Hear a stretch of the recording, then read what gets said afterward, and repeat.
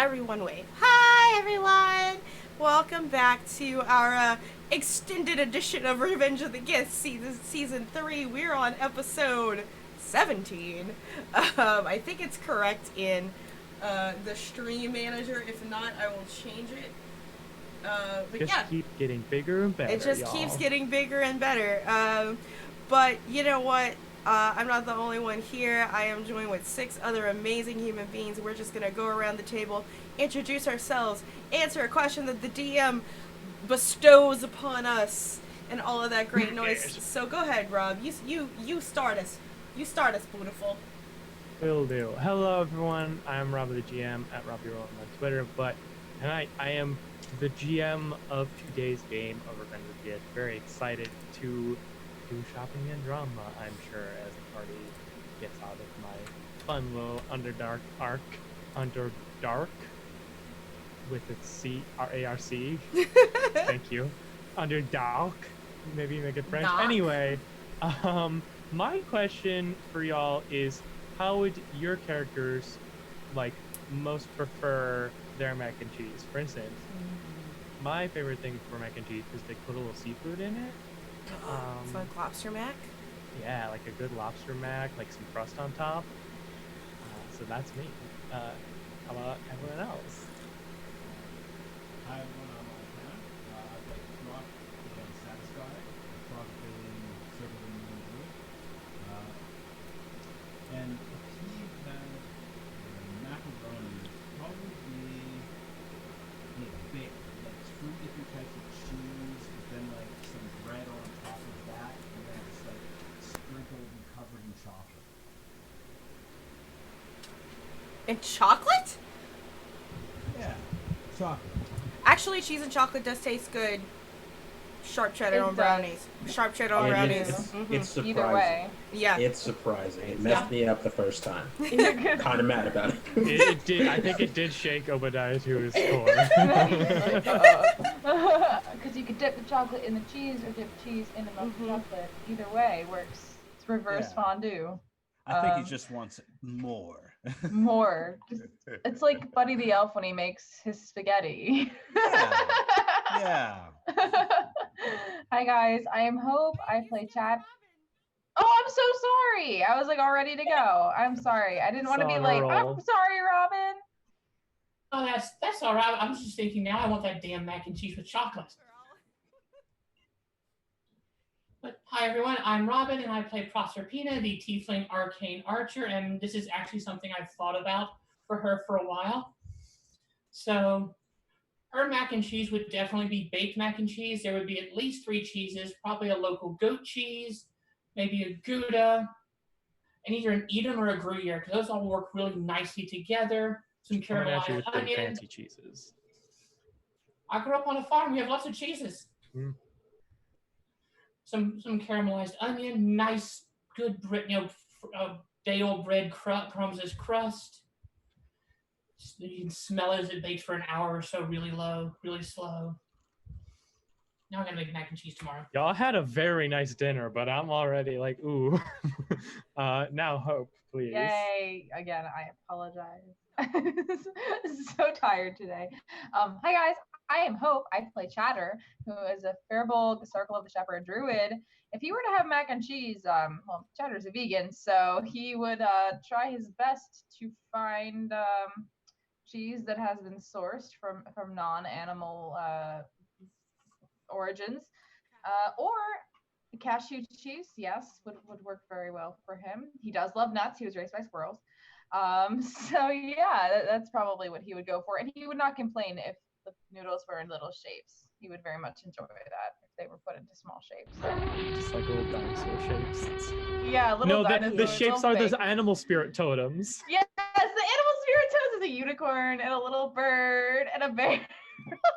Yes. I love it. Yes, that's his Mac choice. Hi, I'm the Forge King, otherwise known as Ember. I'm playing the Longtooth Shifter Hound Master Fang. And as for his mac and cheese, it would be something hearty with a lot of meat in it that he's probably, gone out and hunted himself.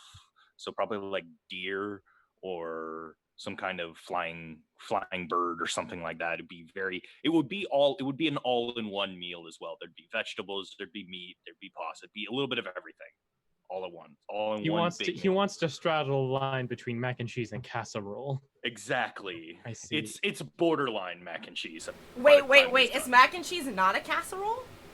Argue in chat. Casserole has Oh, Yeah, there we go. you let Yeah. me. You all let me know. I think that it's a category unto itself. Yeah, I'm inclined to agree with Rob. Even there. though it commonly, if you do it right, isn't made in any like casserole dish in the oven. Have a fight. And while you're having that fight, let me introduce myself. I am Obadiah. I'm playing Hung, who's the half-drow warden extraordinaire, and the way he has his mac and cheese is in the morning after a good, successful heist with a nice, tasteful red pilfered from that restaurant that wouldn't let him in because they don't let you wear weapons inside. Joke's on them. Your wine is mine. Except Tongusi can't drink wine anymore. I'll drink it for you. Awkward. Almost like he got alchemically cursed by a evil person. Poor Hungusi. Excuse me, my favorites are pain now. Hey guys, I'm Val. My fan is on really high. I will bring to you today Anja, our half-drow blade singer, who is big sad but is, going through.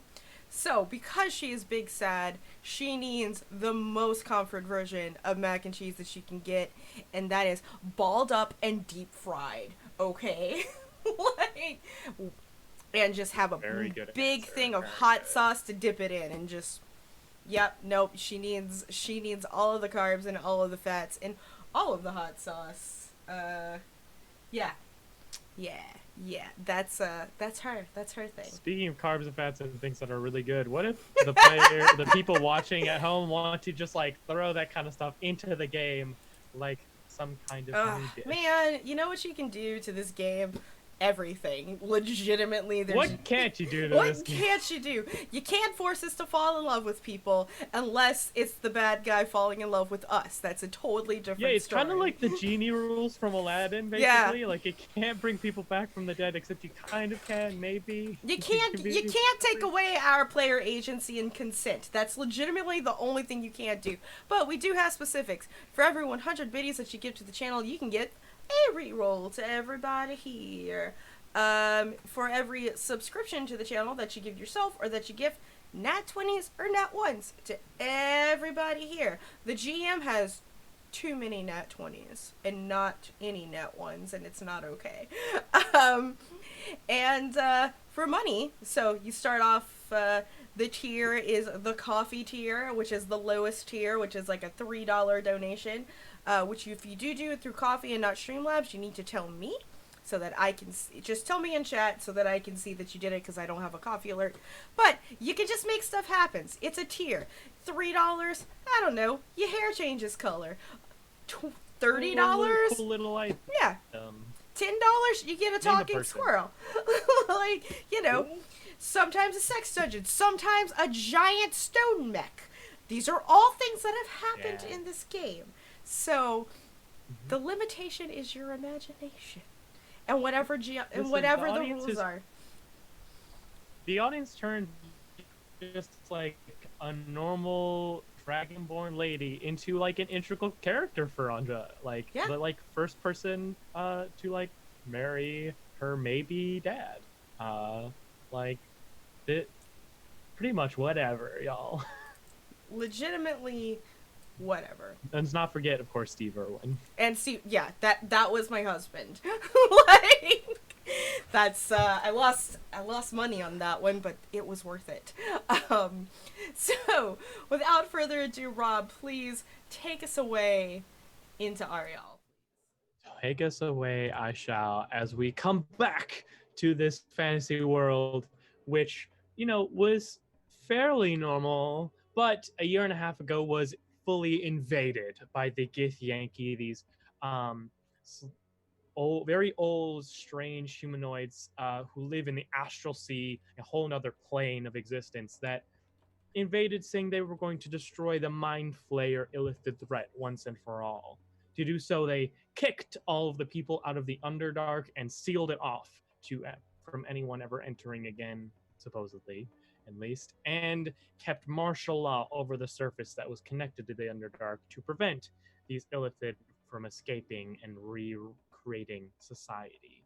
So, the party, however, has found out that they're not just messing with the material plane anymore, they've started expanding their reach, with the ethereal plane being torn asunder, the Feywild being disrupted and its connection to the material plane drained, some connection to as of yet unknown plane in the swamps that is Throck's home attempting to be broken into, as well as just general bad guy stuff. The party is making a cross continental trip, of which they are about halfway through geographically. They just came out of the Underdark, though, on both a shortcut and a chore, as the Lady Hareen,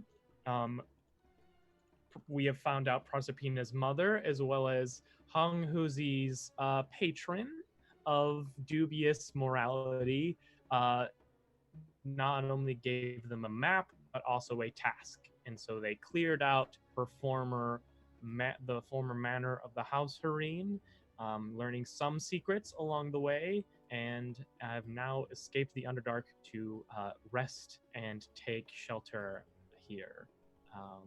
They have the party knows that they are both near the town of Bronze Hill, so named for its kind of slightly iridescent hills that surround it, as well as the last known location of Fang's old tribe, who he's been away from for a year and a half.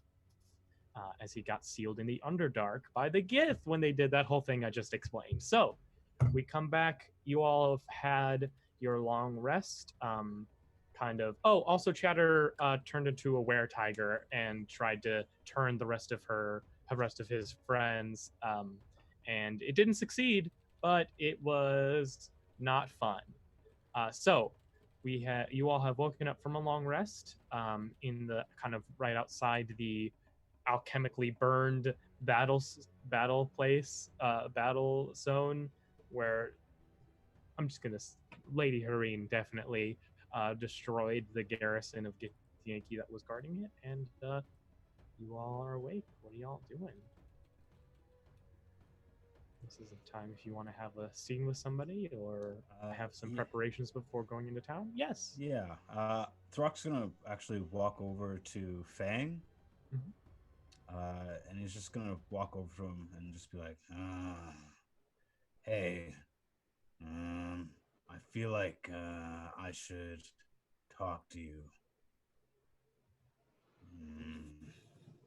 About what?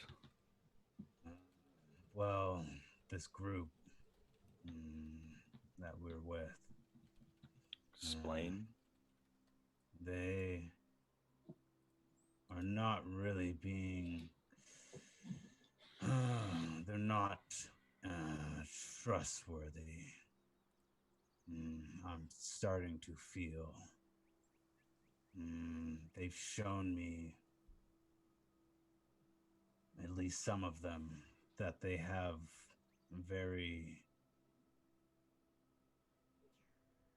they don't think about the pack. They think about themselves. You seem like someone that understands doing things for the pack more than yourself. I know what you mean. They don't have the correct souls for it, it seems to me. It's almost as if they're missing part of them. They don't know they don't know when to care more about each other than themselves. I've noticed this as there was the white-haired one, she closed off what seemed to be a very, very strong barrier for no reason, it seemed, to the rest of you.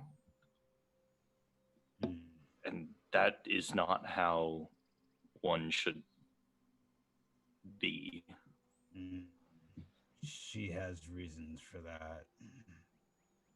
But I know not. they're not bad. Just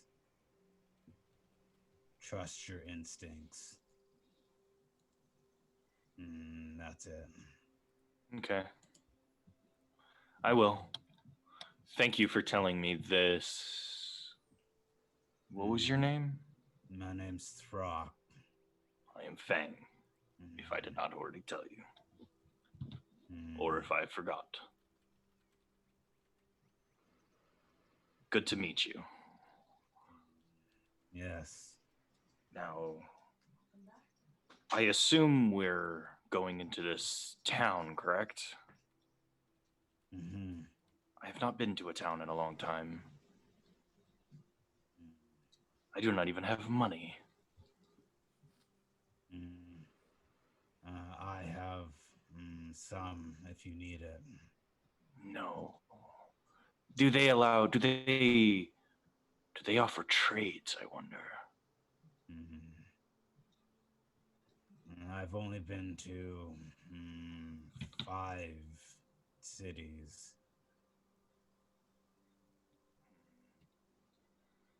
Well, that's 5 more than me.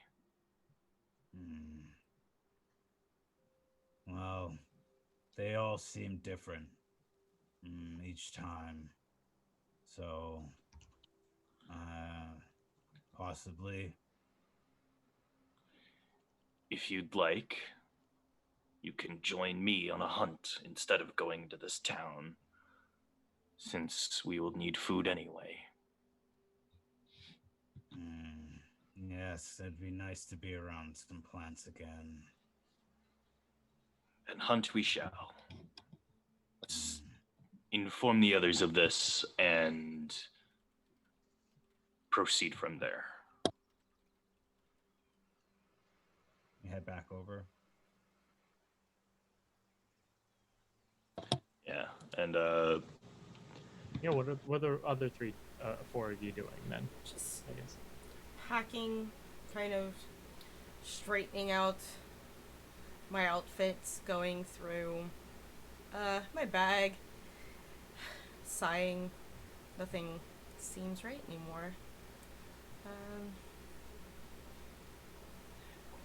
Who's gonna wander over to Proserpina? What? No. Yeah, right. Oh, I was about to go find you. Should I use the Sindon Stone to, tell her where we are? Yeah, it'll probably be good. And there's also one thing. Uh-huh. Don't bring up the soul thing. Not yet. Not until it's fixed. Okay. I don't think she's in a great mood.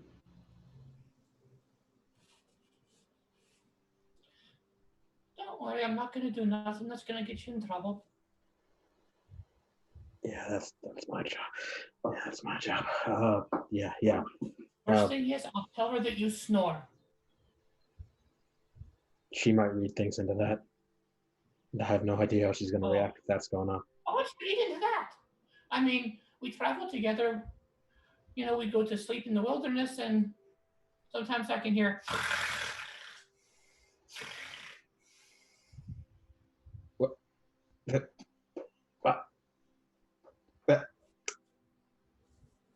You see his mouth like open and close for a few seconds. I don't worry about it. Don't worry about it. Okay. And I am going to pull out the sending stone. All right, let me get my fingers up, do some counting. Hi, it's Proserpina. We got the stuff from your house. It was pretty. We saw your message. We're almost to Bronze Hill. Have a nice day. Okay, bye. You get back. I am glad you enjoyed my home. Unless you say otherwise, I shall expect you at the Bronze Drake at noon. Safe journeys. And I go, oh, Hankuzi, we gotta be at the Bronze Drake at noon. How far? What time is it now, Rob? Oh, it's like right in the early morning. Like it's probably like 7. About how far away are we from town? Like a couple hours. It's not a harsh timeline. Okay. She's been given a very generous timeline. Right. Look, he looks like over to the city for a second. This is almost like he is like panicking that maybe they're gonna have to sprint, but and okay, yeah, okay, yeah, we're good. We'll make that. And then, Honghuzi, you get a message in your head. Greetings, this is a message from the Lady Hareen. I expect you in the Bronze Drake in 2.5 hours. And he's gonna start running. He's gonna start running. Very different relationship. He's going. You have he's 25 words to respond if you like. Okay. Not part of the message, but he's gonna yell back. Don't worry. This is really urgent. I'll be fine. You're okay. You're fine. You're okay. And then to the message. Understood. I am on my way. Great. And as a note, that was like somebody else's voice. But yeah, so Hunguzi just starts booking it. What's everyone else doing? As the other two also arrive back to the Hunting boys. So it's me, Proserpina, and Shatter. Where did he go? He apparently had to go. He had to go fast. I know I gotta be at a place at noon in Bronzedale, but I don't think it's that far away. I don't know why he's running so fast. His lady probably told him he only ever moves that fast for one person. Oh. Uh-oh. Hey, Throck? Yeah. Can I talk to you for a second? Yeah. Okay. Chatter, you can walk. Fang, you guys can walk ahead. It's fine. Just keep Proserpina safe, if you don't mind. Okay, it's alright. I'm used to it anyway. And he just kind of walks ahead. Oh, Chatter! Oh. like a part of Anja is just like, I'm sorry. Anyway, and she hangs back with the rock, and they're still walking and talking. It's just a little bit slower. So about your offer last night, I'm not saying no or yes. I'm saying maybe, not now. I feel that going now would be selfish of me. And she's gonna look ahead at the backs of the other three. Every time in my life that I've acted selfishly, somebody has died. And I'm not really in the mood for that to happen again. So I think it's important that we kind of stay on course with the thing that Chatter needs us to do. Death will come no matter what choice we make. But we need to always think about the balance of the world. Well, I don't have anything else to think about, so maybe I'll focus on that. Thanks. And she's very sincere, the way that she says it. Like, it's even a little bit more Anja chipperness. Yeah, you can see that there's some. His thoughts are turning in his head. Like, Yeah. However, if Hareen finds out about Proserpina, Hanhuzi's gonna be in trouble. Yes, that's why I thought it was good if we go as soon as possible. Yeah. But I'll do whatever everyone else wants. it might be better for the group if we deal with it as soon as possible. That's how I feel about it. We can't have Han Lucy getting in trouble. No, I guess not.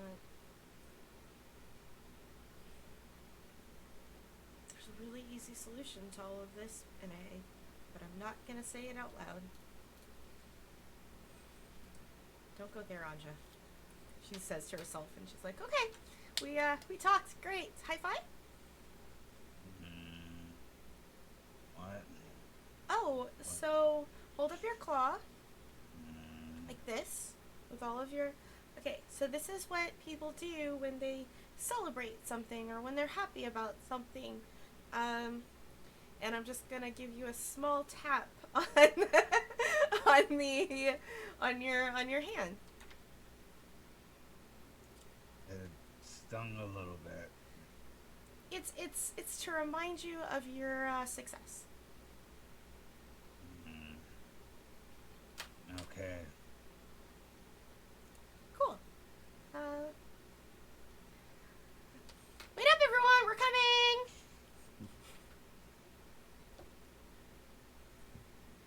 Well, we're gonna Great. catch up with the others. Is anybody else going to have a conversation on the way to Bronzeville? Going once, going twice. Chatter's just kicking a rock and walking. Chatter. Then we're gonna cut over to Hunghuzi. So you arrive at Bronzeville. It's in the moment you're not paying much attention, but it's a fairly nice town. It's not huge, right? Like it seems to be mostly like just a hub. Like not a lot of people actually stay here, except for some merchants and the people who, protect and regulate those merchants.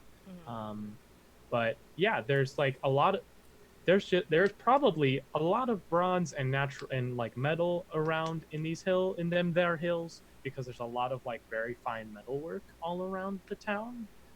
Like the opening like town gate is like kind of this like large kind of arch with very finely crafted like metal work, and just like seems to be a very well appointed town. But that's not what you care about. So why don't you roll me an investigation check to find the right tavern here. All right. And incidentally, how am I doing on time? Well, here's my. Do you want to have a point of exhaustion, or do you want to roll for that? Let's see if I can't roll for whether or not I've got that point. Okay, I'll allow either athletics or a constitution check, or a constitution save. I'll say so. Athletics or constitution save. Let's go with the con save. Okay. Oh boy. Oh wait, let me see if I don't have one of them. Then their luck points or something. I have one of them. Their luck points. Thank you. Right. Why don't you do that? Yes. Slightly better. So I'm gonna say that's not to be exhausted, but you are very tight on time, and with an 11 investigation check, you don't have a watch, but you arrive in front of you get to like a small strip kind of in the middle of the town that appears to be like a lot of different taverns, and you see the Bronze Drake. Uh, Most of the taverns have like a decent amount of noise. Like it's now like pretty early morning. Like this is when like right after like night shift or like right before day shift or like just a general breakfast like drinking time. And so there's an ambient noise coming from most of taverns except this one. There are two there are two dragonborn look to be just kind of like mercenaries, right? Like they have like a mercenary company symbol standing in front of the door, and as they see you approach, they just kind of nod and open the door to let you in. Okay, we'll take like a couple of seconds to get my breathing under control, so that I'm not huffing and puffing. And in, in I go. And there appears to be no one in this tavern. Uh, like it is completely clear of people. Wonderful. But there's another this is like a human member of the same company. It just kind of like indicates upstairs. Okay, nod. Upstairs I go. Mm-hmm. And then a halfling member of the company does lead you past all the rooms, which are all empty, to past the like suite of the inn, like the place where a noble might stay, and to what appears to be the personal quarters of probably the owner of the inn. And knocks very politely and waits. Do you want to do anything in this moment? I'm also going to change the music here. Let's see here. Like, quick mutter to the halfling. How tense is she? I believe you're late. Wish me luck. I'm gonna need it. I'm afraid it can't quite transfer, but believe in you. And after a full 5 minutes of silence from the door, it is opened by so they are a in like a very fine kind of tan robe. They're kind of purplish, dark skin, look to be a full drow. Kind of opening the door. However, their other hand is and floating pieces of like inscribed rock. Um, so like basically imagine like chunks of rock floating in magic, and it kind of like as the biological hand opens the door, you see the kind of segmented rock arm just kind of indicate forward, where you see a not exceptionally stately room, but definitely looking around, you see the like documents like still out and like everything of like an innkeeper. Like this is where the innkeeper lives, and sitting at a table kind of set up in the middle of the room opposite one chair, steepled fingers, is the Lady Hareen, expressionless as always. This Going to kneel immediately.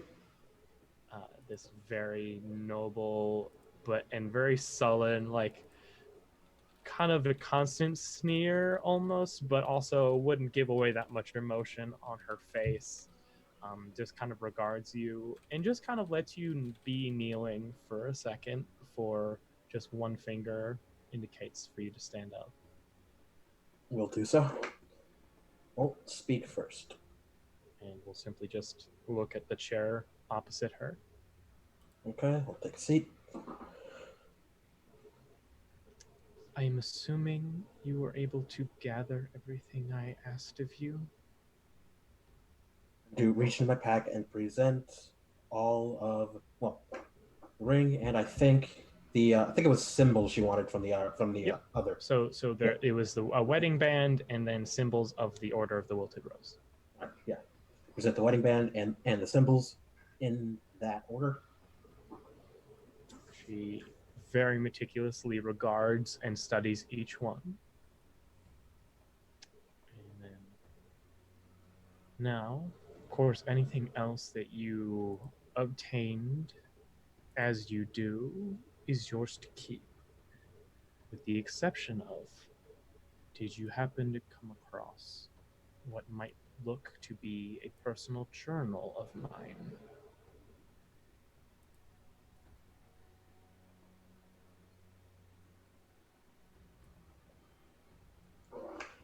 He's gonna reach in. He's gonna reach in and pull out that journal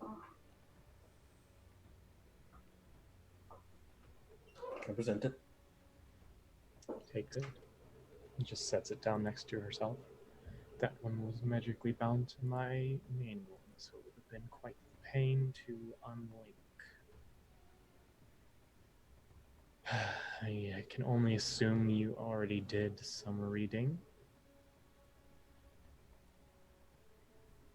Surprised he planned that far ahead. Do not live as long as I, nor climb as high as I have without doing so. I really thought I taught you that. A bit more time and I would have taught myself how you had organized it too. I'm sure you might have. I thought, Jose, that my tutelage might have taught you to think beyond the initial task.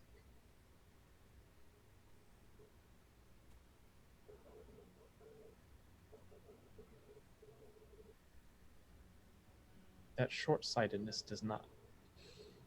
In the old world, it would have suited you. But that's not where we live. Everyone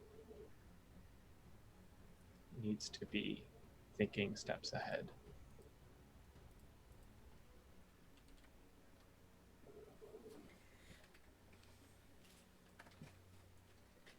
Who was he worshipping? Worshipping? Not much. Vengeance? Anger? He was operating under the distinct impression that he could have you back.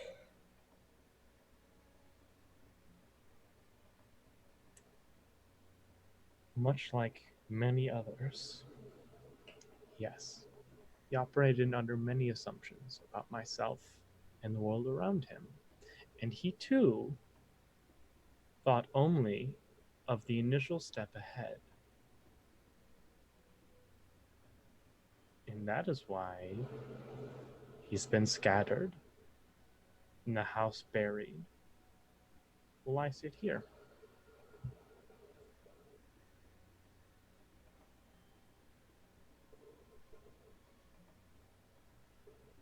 Then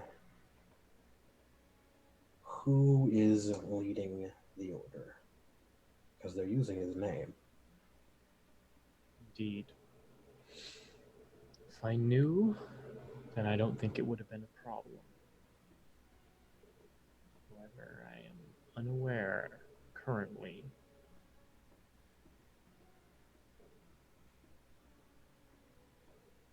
Then, suppose in the interest of thinking steps ahead,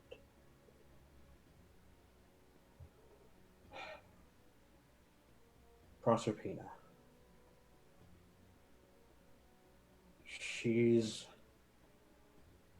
I know she's got a part. Is that what you know? Is that what you're assuming? I can make some educated guesses, and I certainly have something I would very much like to believe, but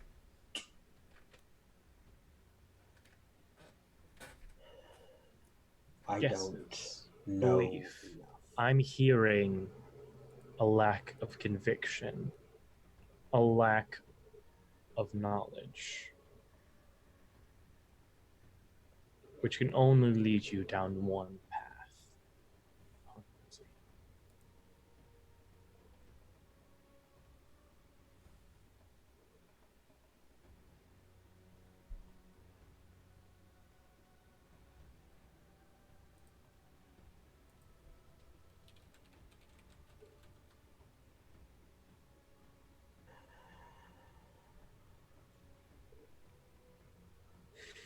I would like very much to know whether or not I'm going to need to make. It's good to see you thinking out your sentences, Honguzi. Yep. Get used to it.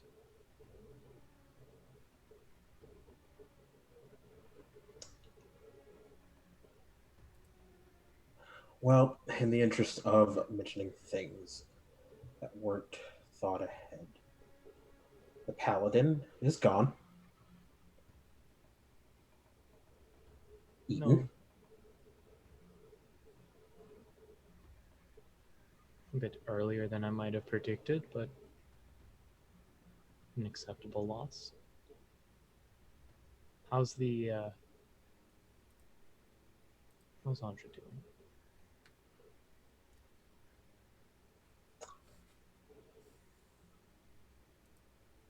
Looks a lot like her mother. It's distracting. It would be, wouldn't it? 20 years.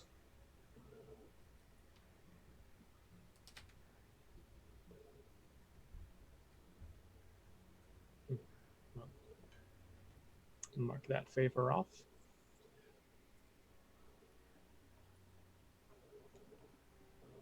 Any other things that you think I should know? There's a new one. Call him Dandelion. He's like a wolf. A wolf. He might stare. I'm faster. I doubt it's going to be a concern. Hounds are oftentimes quite useful in the right circumstances. There's a reason they've stuck around so long.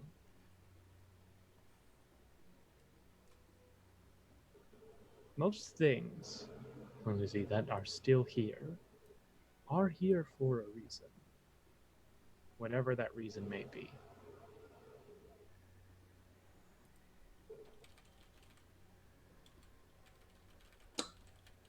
Then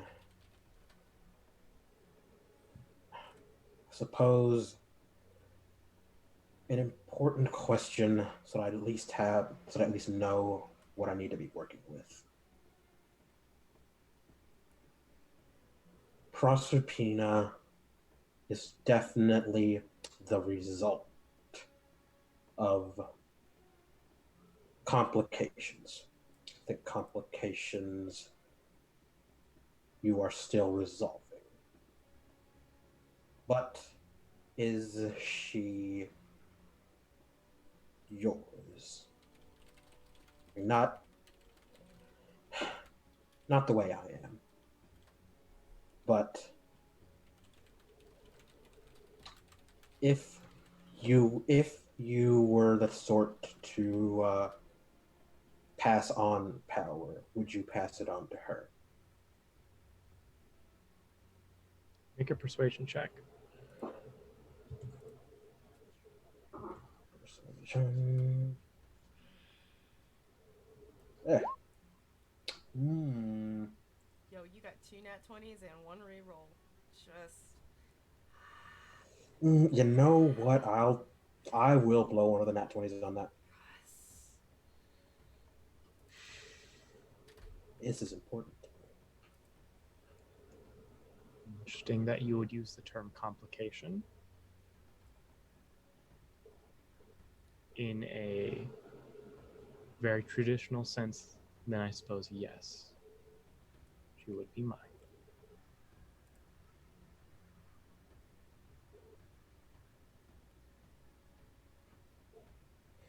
I can work Not with that. not something that I expected to ever say, but is a reality I live and currently figuring out as we speak.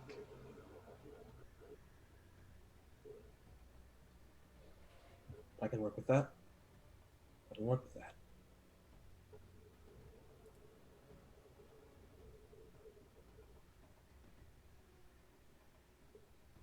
You asked a question about Anja. Let me elaborate a little bit. She's tense. I think she's still figuring things out. She's not.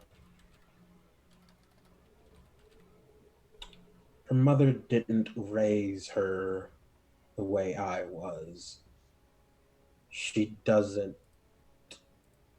see people the same way. Starting to wonder how many times she's actually had people die on her.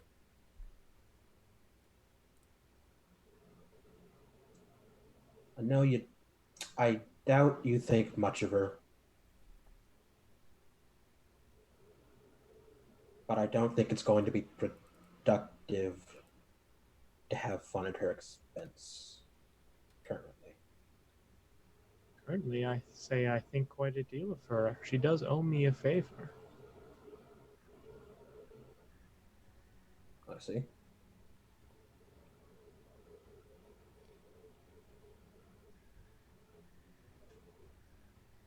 Wonder if she's accounting it the same way. Would be surprised if she was.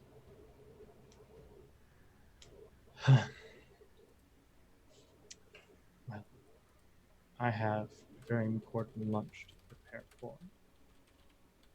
And given your tardiness, I assume you have many more important things to do. So I will contact you when your next purpose is known and how you may earn back the antidote to what I gave you. But for now, I think it suits you. And like I don't think she's ever seen him do it because like usually he is like very obviously like afraid to express to like emote in front of her. Mm-hmm. But like she just gets like a wide joyless smile before he stands up, bows, and walks out. As your back is turned and you are like at the door frame, she says, "Stop. As Breathe in. inhale, Breathe out. exhale. Why can you do that?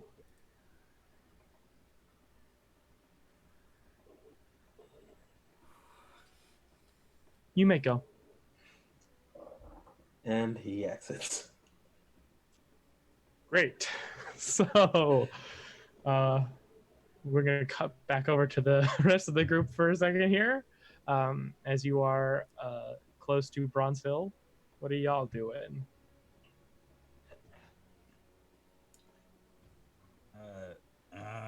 Anja, me and Fang are gonna go hunting.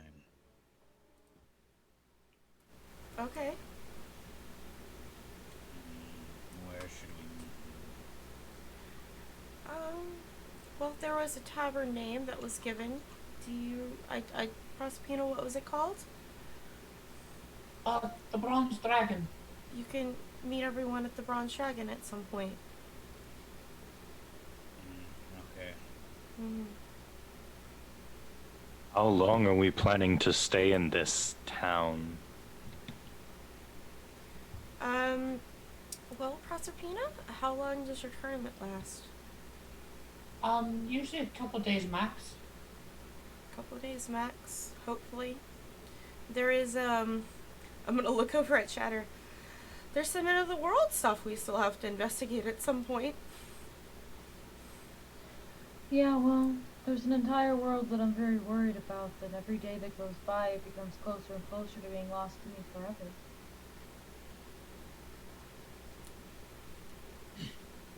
Don't think we will be gone for days, so I think we'll be fine. We're not staying here long, right? I really hope not. Just enough to buy a change of clothes and take a shower is all I really care about, but I did promise to keep a friend safe, and I also promised to help another one, so I'm just... I guess we'll vote when we're all back.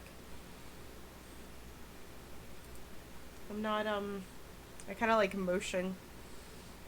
Not really cut out for this leadership stuff, so just asking me is... I don't know. He kind of like looks around at the group.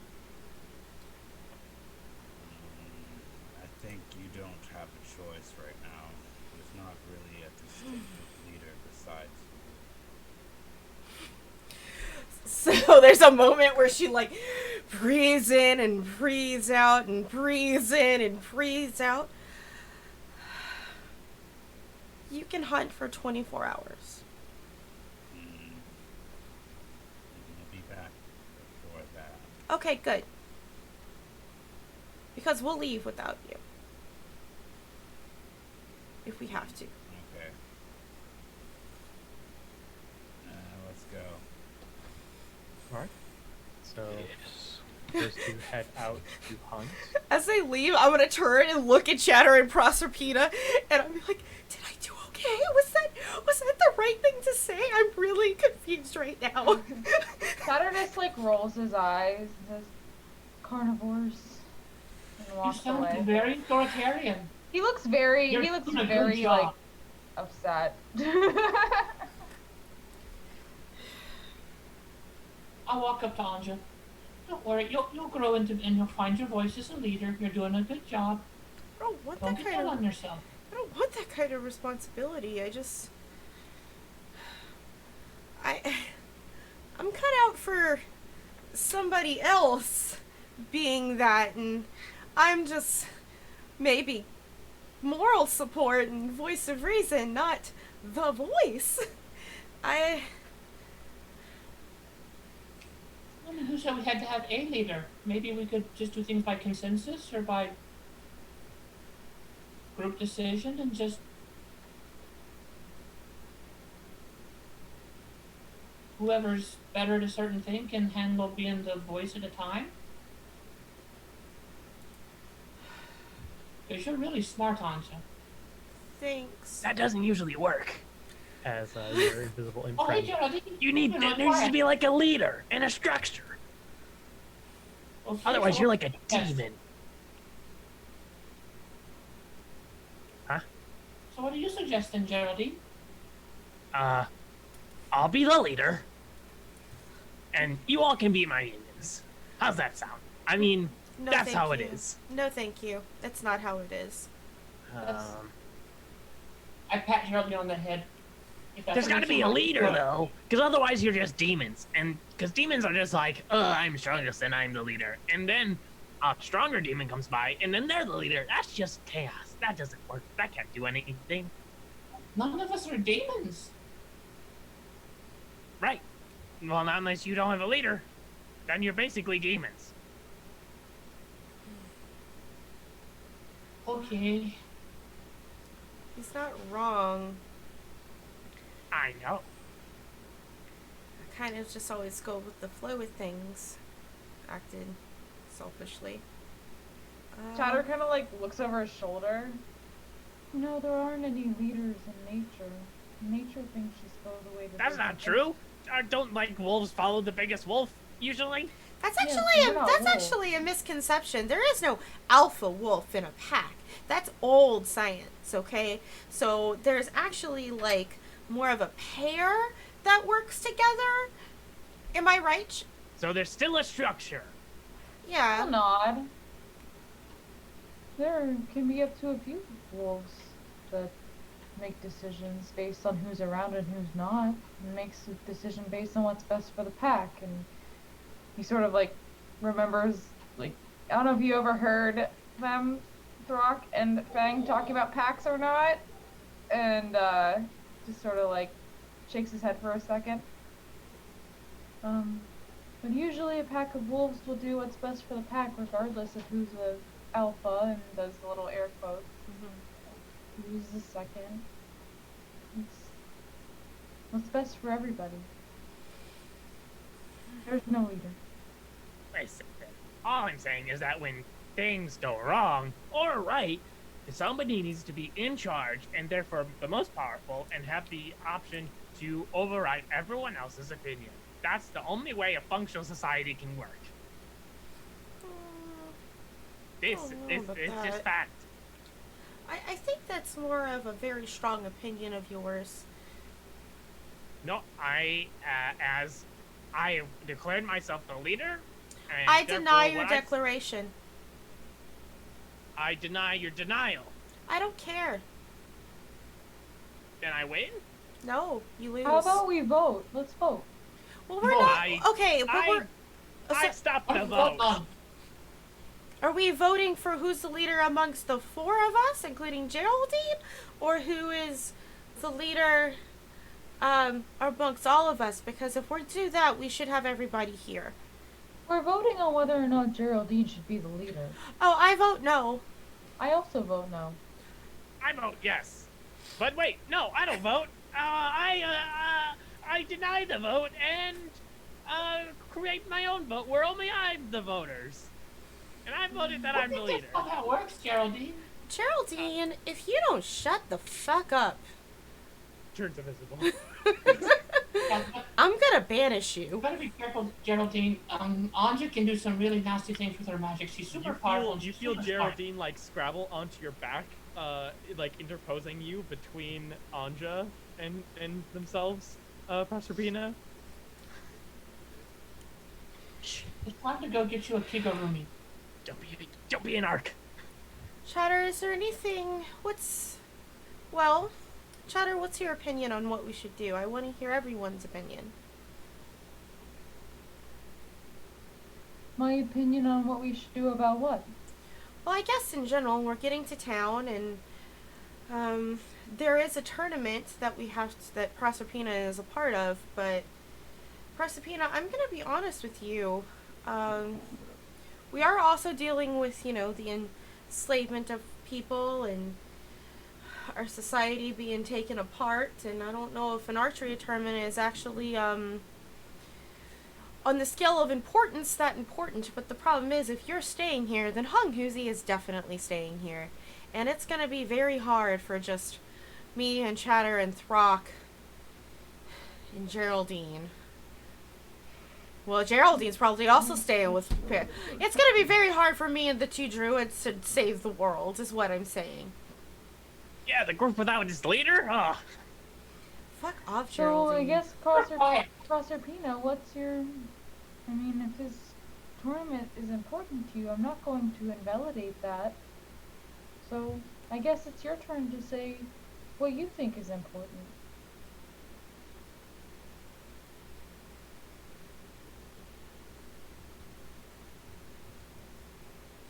Right now, her voice is cracking. I'm going to take her hand. I know how hard this is. I've been there. Things have changed a lot for me in the past few weeks. Yeah.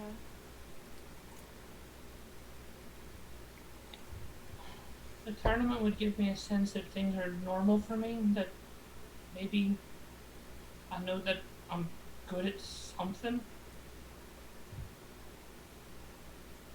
But if y'all think that it's not that important, I can skip it. I mean, if the world is in danger, that is more important. Well, Proserpina, I don't think you're unimportant at all. I think you're incredibly important, and that's why I want you there with us when we take on this thing messing up the realms. Chatter is also going to like sort of kneel down a bit because he's much taller than Proserpina and Anja. Hey, you're 3 feet taller than me with my horns. He's 8'3", so he's just gonna kind of like half squat. So he's like, he just wants to be like looking her like right in the eye, if not like slightly beneath, like under her eye, like looking up, just because he doesn't want to seem like he's being imposing. He's going to sort of make himself small and get down and.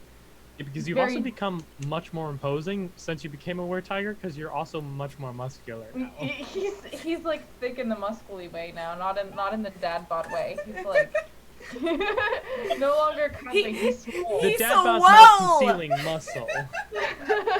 There's muscle under the dad bod. So he's large.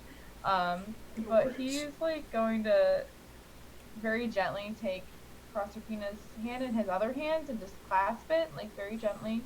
And he's like very, very gentle when he interacts with humanoids because he knows how large he is. So it's a very gentle gesture. And he looks at her. Proserpina, if you think that you need to prove your worth in an archery tournament, then I respect that. But I want you to know that I think you're worthy because you're a good friend. And you helped all of us without knowing who we were or what was going on, and never asked a question or hesitated. So I think you shouldn't look for your skill or your worth in your worth in your skill, but I think you should look for your worth in there. And he'll just like poke her right in the chest, where her heart is. You're a true friend and a kind person, and I'm honored to call myself a person that knows you, and maybe hopefully a friend too. Proserpina, you are now my other best friend, Proserpina. What a really You're, sweet. Geraldine kind of slightly retching. I don't have silence. Like a cat vomiting and like when you're trying to fall asleep. Gross. Oh, the cat vomits at 3 in the morning? Yeah, and you don't know where they're No, at. none of us know what that sounds like here at all. And you hear all the way across the house. It's like, oh, I hope she's out of the carpet. Anyway, like, it's always on the carpet though. You can see she's trying to hold back tears because she knows what she's about to have to go and do. Thank you all. I'll think about it. I mean, if everyone thinks we should just push forward, we can just push forward. But shite. What time is it? Is there a clock anywhere? Given that you all Can I weren't cast running, Druidcraft to know what time it is? sure. Why not? Yeah. He looks at the sun. Ah, yes. Yeah. Eyes You start have like burning. you have like maybe a little less than an hour, like a little more than an hour probably. I give her the time. Okay. Should I change clothes? You did get that fancy dress. Yeah, no, should I change clothes? I should change clothes. Well, let's wait till maybe we get into town, because if we're still going all the way over there, Oh, yeah. you might right. have some. A lot can happen between here and the hour that it takes to walk there, as we have learned in our lives. Yeah. So I mean, I actually. Will you help me, Anja? Because it's got corset lacing, and I'm not that flexible with behind my back. Well, don't worry. I'm really, really good at putting on corsets. It's kind of my thing. And we actually got one that fit you this time, so it'll be much better. Yeah. I will probably, when we go into town, find a clothes shop before heading to the inn, though. I. Nothing I really have is where I'm at right now. Or dirty. Or both. And I should probably get some new boots or something. No, probably new shoes to go with this. And so long since I've worn a dress. To be honest with you, I don't even know if I'm gonna hang around after I dress you. Oh, Anja. And I probably should. I take a moment and I look at Proserpina and I look at Chatter and I look at Proserpina again and I says, I'm really sorry. But I hate her. And you know who I'm talking about. I know. And it's really hard to hold things back right now, and I just don't want how I feel and my inability to control how I feel to make things bad for everyone else. If anything goes wrong for Honkuzi, I know it's probably my fault that happened to him, so I need to be there to correct it. Proserpina, It's my responsibility. it's not your fault and it's not your responsibility. It's not Hung Huzi's fault or his responsibility. She's not good.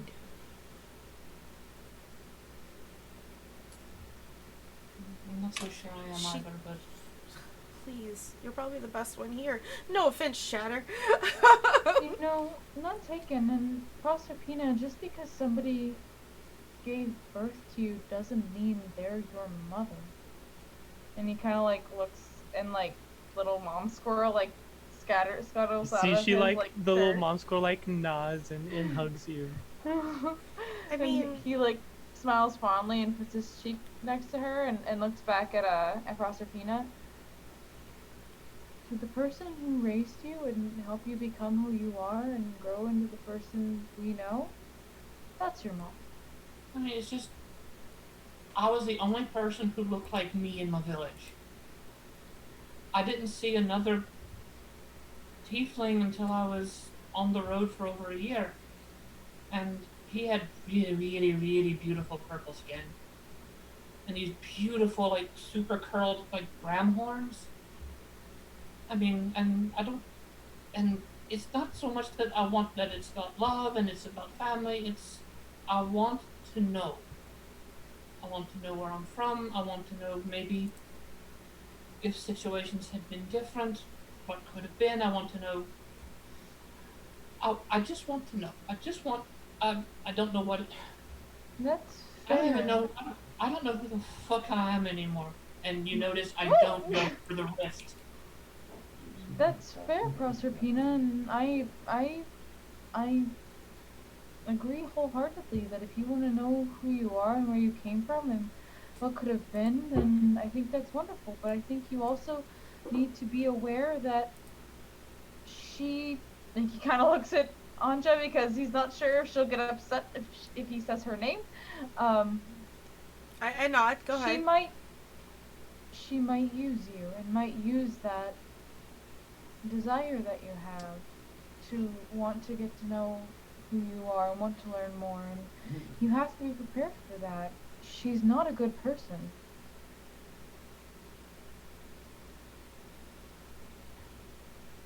Everyone says that, and I mean, she was nice to me, but I don't know. There's right now the words. I mean, I've said I don't know my whole life about a lot of things, but right now, that's the only thing I know how to say about anything. Is I don't know. It's better to say I don't know and lie and say that you do or don't, right? I don't know either. I'm just tired of not knowing. I'm just tired of having more questions than answers. Well, we'll help you figure it out. And when all this is done, I'm gonna introduce you to somebody. Okay. She's very good at being a tiefling. It's my other best friend, Bliss. I'm probably not good at being a tiefling because I mean I don't have any practice other than growing up with a bunch. But you're very good at Such being a well. you're very good at being yourself, right? Guess. I think you're really good at being yourself. I like yourself. I'm glad somebody does. I have to go pop a squat. Be right back. I have to pee really bad. We're gonna cut over to Honghuzi real quick. So what did you do after walking out of that room? Assuming that tavern. Is the halfling still there? Yeah. He's kind of like takes a second. He's like, "You're right." And like just knows like, "You're right. It didn't." I was doing this. Yeah. Nice to know that somebody was. Nice to know that somebody was. And then he's gonna like just like and then he's just gonna like go outside. He's not like go outside and like once he gets like outside like outside like the inn proper. Just want to look around and like close his eyes, and he's gonna start walking out of the city and like towards the party because you know at this point really the closest thing he can do is just yeah, you know what, let's act like I have somewhere else to be right now. Great. We'll get to you intercepting the party before they are able to change. But first, the boys off hunting. Let's cut over to you. So, you two have started walking deeper into the wilds outside of Bronze Hill. What are your intentions here? Are you just gonna meander the wilds hunting, or is there a direction you're heading? Something you're looking for? I mostly just want to be like out and about, if that makes sense. Yeah. Yeah, he's going specifically for game as well. Yeah. No, if you don't have any purpose other than just hunting, then that's totally fine. Yeah. Great. Then why don't you both roll survival checks?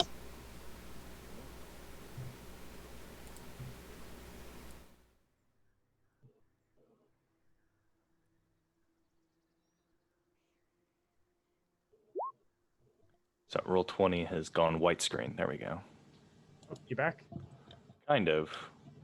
Would you like me to do it for you here, or do you think you got it? Maybe? Yeah, just do it because it's white screen. Hey, I rolled a 19 for you. There we go. So 14 plus 5. Yeah, so you two are more than able. There's quite a number of like deer and smaller game. So just in like the first hour, you with Fang's really acute senses and Throck's connection to nature, it's almost too easy to track and hunt game here of the mundane variety. As you are kind of both, um, resting after like a chase, I'll say. You do spot something out of the corner of your eye, as well as a familiar but old scent, Fang. Probably like maybe like a couple dozen feet to like the side. Okay. There's Yeah. like a familiar glint. He goes over to it Mm-hmm. and just kind of nose in the air, trying to figure out what it is. Yeah. As you approach, it's you see a small little like totem or symbol that you recognize from your tribe.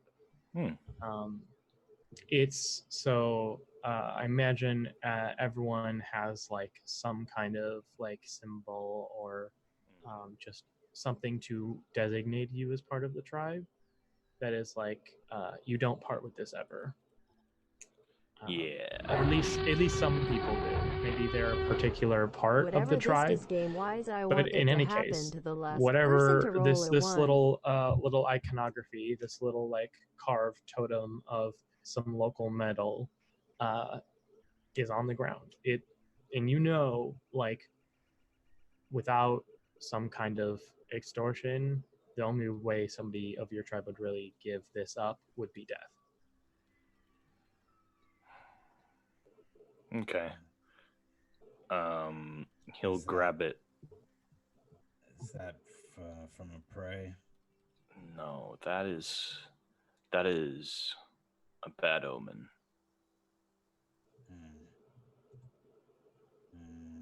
What does it mean? It means there's been death nearby.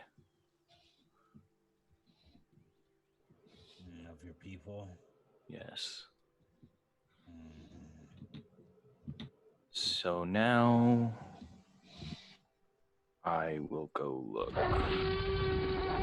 And I'm gonna try to see if I can't find the trail of the scent. Okay. Throck, are you going to assist? Yes, I'm gonna come with you. I'm not gonna slow you down either. And then I'm gonna change into a winter wolf. Winter wolves are not beasts, but you can turn into a dire wolf. Is it not? Winter wolves are technically like monstrosities. I also played a Circle of the Moon Druid, so I was very sad when I found that out. But I have yeah. a sheet that says like, okay, oh, yeah, maybe all right. I'm wrong, but But no, it's a monstrosity. But there it is. it's underneath the moon circle of moon shapes. Weird. I have here this PDF. Weird. I'll check it out. If not, then I'll just change into a saber-tooth tiger. There you go. There. So either you both can make. Actually, no. Since this is scent based, you can both make survival checks with advantage. Since Okay. one of you is a shifter, one of you is a saber-tooth tiger.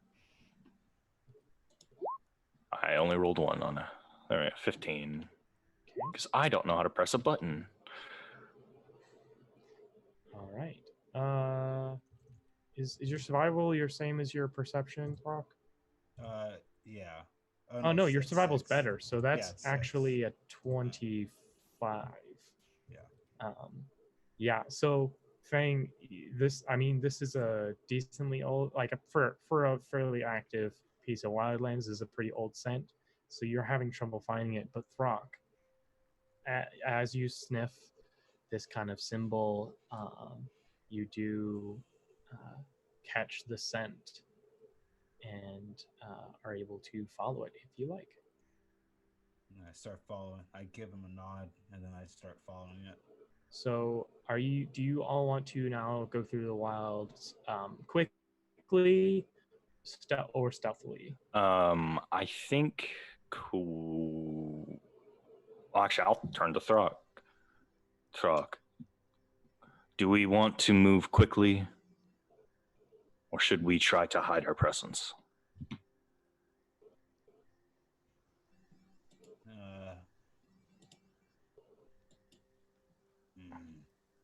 Well, he's a wolf. Well, he's a saber-tooth tiger right now, so he's gonna make a creeping motion. He's gonna make it just like a creeping motion. You ask that, and the saber-tooth tiger starts stalking through the undergrowth, and Okay. so both of you make stealth checks. I need to get that up.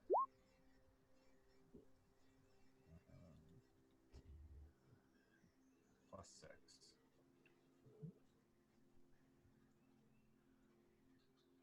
Great. All right. So not the stealthiest from Throck, but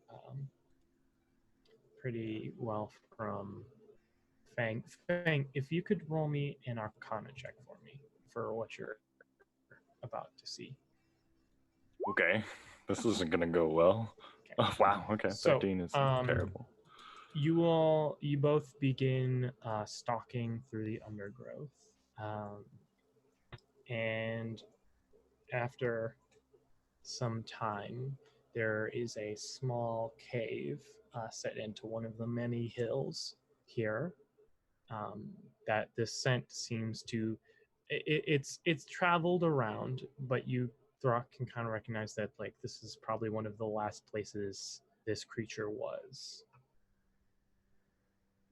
So I'm like kind of stopping, and I'm like kind of looking around and trying to pick up more of a scent and see if there's any other scents around here. yeah, go ahead and make a perception check with advantage. Okay.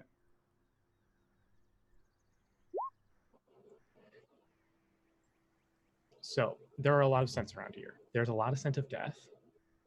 Like quite a few things have died around here. There's also the scent of like equipment, like leather or an armor that have been left out for a long period.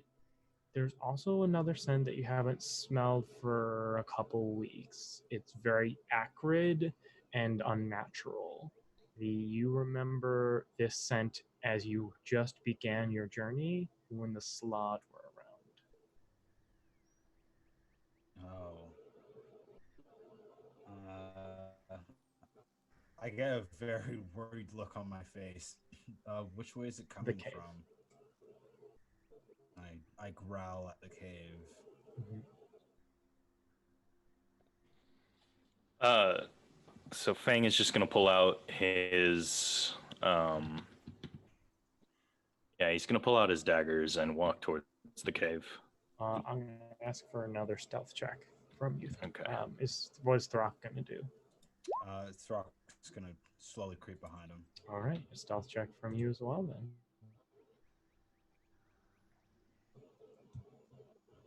Do you have something to use on yes. that nat one? I will use a nat 20. That sounds like a good idea because as as you both kind of crest up to look into the hill, you see first of all strewn about a large number of different pieces of equipment of varying shapes and sizes. You do recognize some of like the like leather natural made armor that one of your tribes members would have worn, probably only like one set of it, but also like some town guard armor and just some general like clothing that's been scattered to the side along with no bones, just pieces of equipment, and laying looks like in a slightly kind of like trance-like state. You see a 9-foot tall blue frog-like monstrosity creature, which Throck recognizes as a blue slod, resting in this cave that appears to go deeper into the hill. And give me both of you a perception check. With a 13, you have no idea what the heck that is, Fang.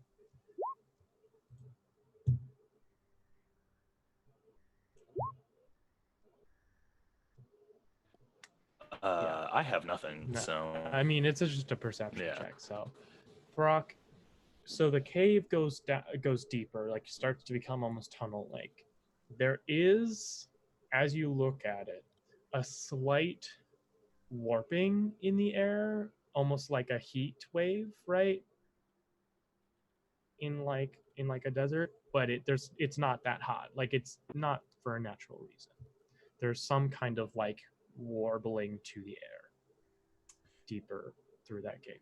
Shatter explained like what was happening, like what it looked like when like there was a ripple, like the reason why he was like on this adventure, right? Does it look like what he was describing?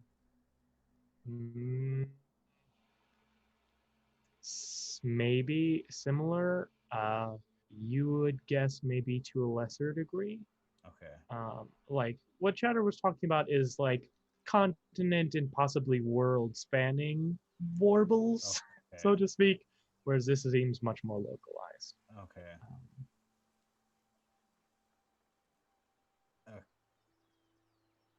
Okay, so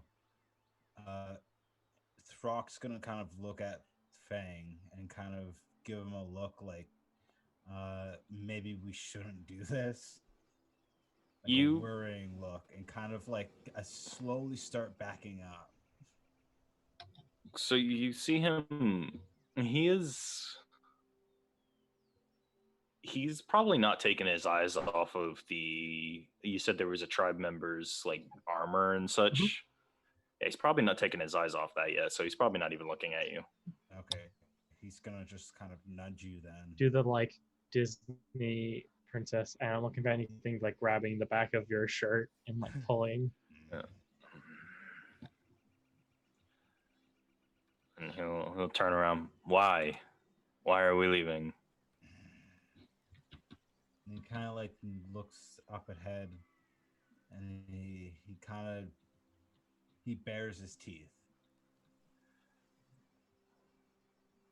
So you know, don't you? You know what this is. You'd also be able to figure out why there might not be any bones. And he looks you straight in the eyes and just does a shake, like a slow head shake. No.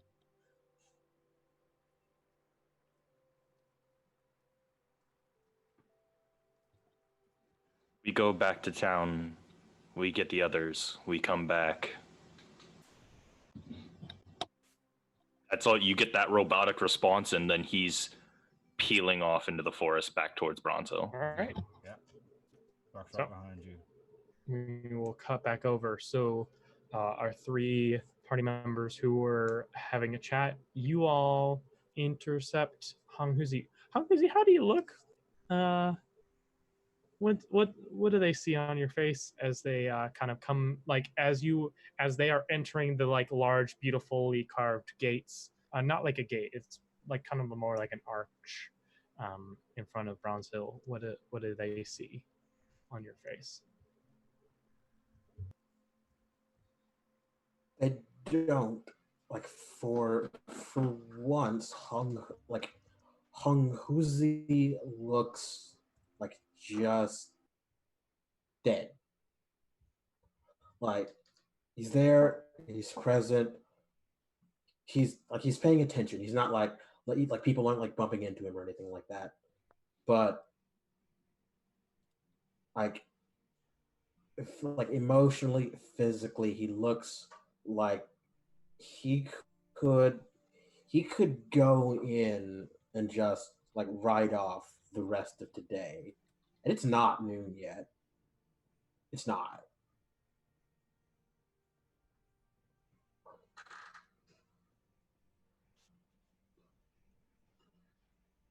I'm gonna rush forward, call out his name, and give him a big hug. How do you react to that, Hanghuzi? As per usual, he's still like he kind of just like jumps a little bit. Like he never quite expects it. Is it a jump or a flinch in this moment? More of column A than B, but there is a little bit of defensive, like seizing up before he like kind of relaxes and like pats her back. Yeah. Glad you're okay. I mean, you look like shite, but you're alive. Yeah, I am. Breathe in. So, how'd it go? You know what? He gets like he's halfway to like the wide, humorless smile for like something seems to like make him just second guess, and he's like,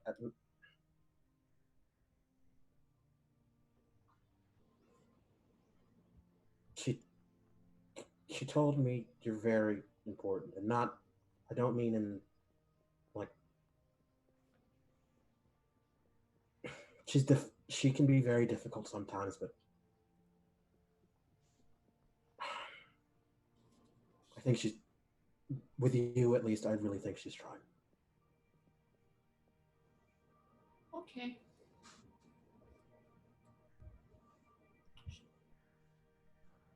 I give him another hug. Yeah. Oh, I need to go change. Still got lunch, yeah? Yeah. I figure I'm gonna go change before lunch.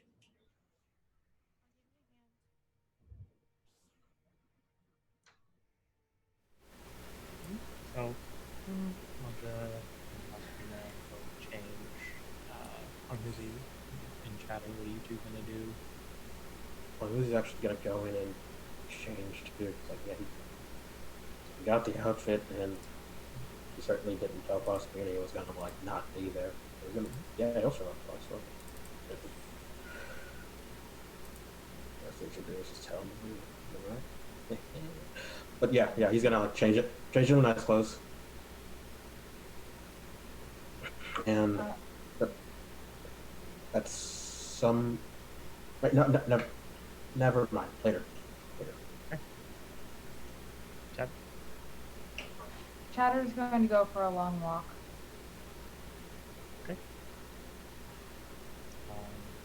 So yeah, you all able to change into some clean and nicer clothes. You all have gained enough money that I'm not gonna charge you for the clothes. It's not what makes D&D fun for me. So, are you all heading to the Bronze Strike at noon?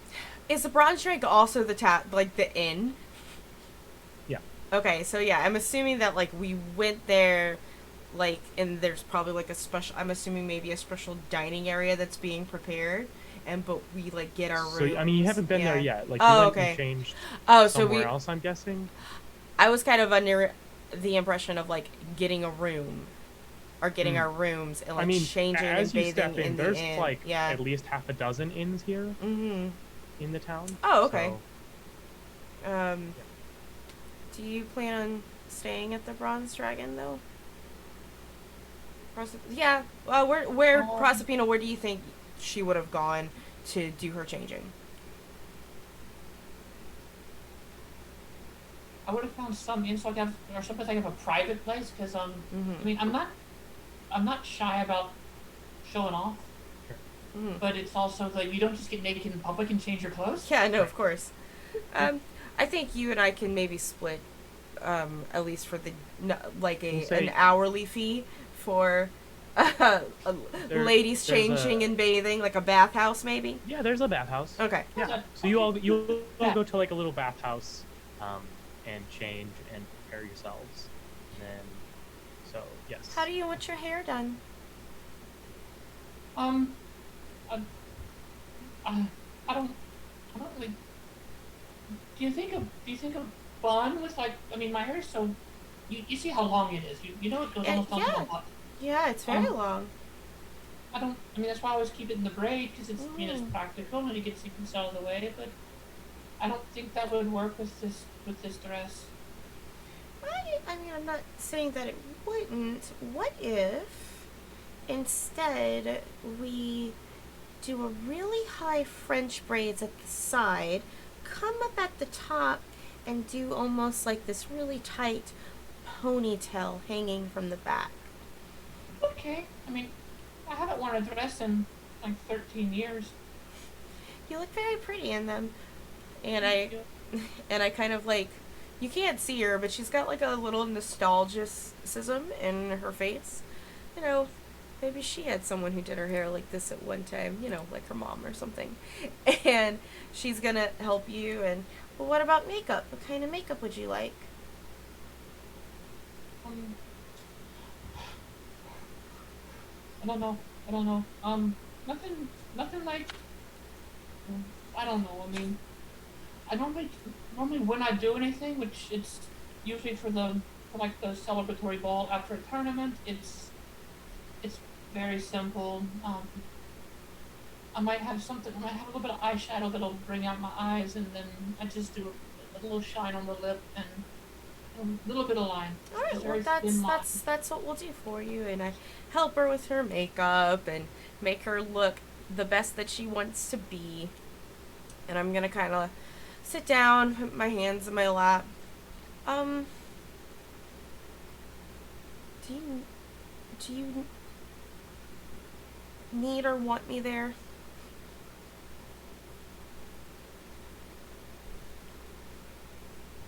Probably do need you there, but I know you're worried about say no more. holding things in. It's I will, and I'm going to, I'll be prepared. But I kind of think this is some. Cause I mean, all I know I'm doing is I'm having a conversation. I'm getting some answers. Mm-hmm. I feel that it should be a private conversation. Okay. If Fonkuzi's there, I'd like him to be there. But I mean, I'd love you to be there too. I'd love everyone to be there. But I mean, we're not all going to be here together, so. But I don't want to say them.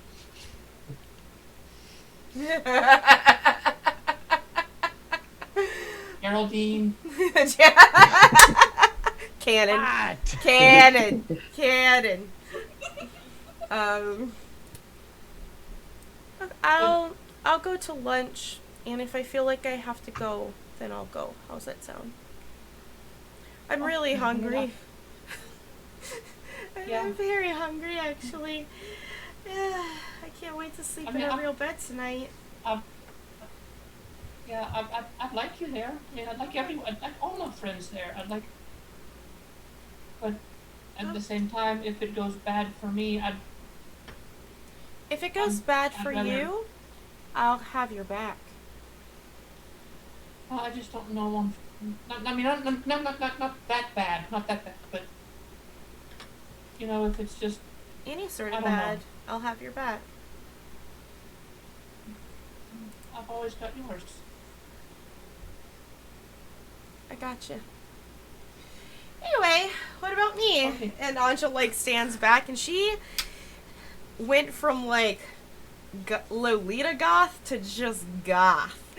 Like it's just I got a model that is in Zoom chat that I will link to everyone. It's that I linked to Rob. But yeah, she's the Lolita's just not, because I mean I'll just link it in Twitch chat. But yeah, it's that's pretty much how Anja dresses now. Great. Yeah. As Proserpina and Hamzi are also in the extremely fine and well-tailored garments that they got from the Vernai tribe as well. Mm-hmm. And you three head towards the Bronze Drake. Yes, Anja stops to pee first, as Okay. I've consumed a lot of fluids today. problem. It's how I've stayed awake since 3 a.m. As you approach the Bronze Drake, it is night and day from how Hosi left it, as there is, it sounds like a bard has taken part, resonance inside the inn. It is full of lunchtime patrons. You see a bartender behind the bar.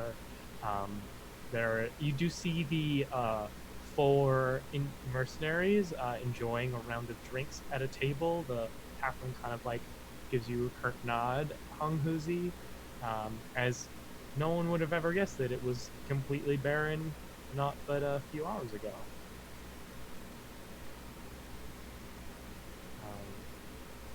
As you re-enter, a like barmaid kind of walks up and says, "Hi, I think you're for the special party in the back."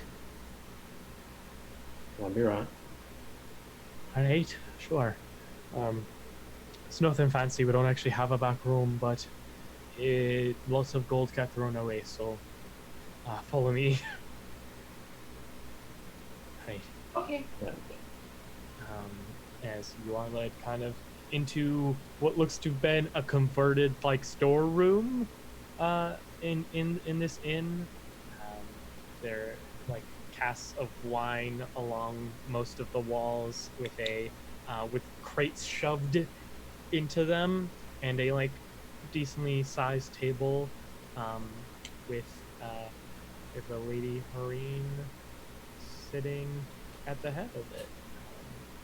There are 6 chairs total, but no places set for them, as he didn't seem to have a particular plan for how many people would show up. So yeah, you all enter in, and she kind of indicates you all to sit down. Where does she motion for Han Huzi to sit somewhere specific? No, she just kind of indicates generally for you all to just sit. Did Chatter come with us, or is Chatter out for a long Chatter walk? is walking Okay. alone. Yeah, Chatter's not there. He Okay. specifically didn't come. This is I whispered to Hong Kuzi, where do I sit? What's proper? Right side, closest. Elam. Yeah, Okay, I'm kitty. gonna take the seat.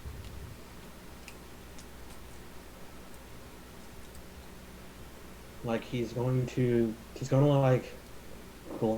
glance one set of Anja, and there isn't like anything in particular like being communicated there other than like are you good, and then he'll just walk over and sit next to prosecutor.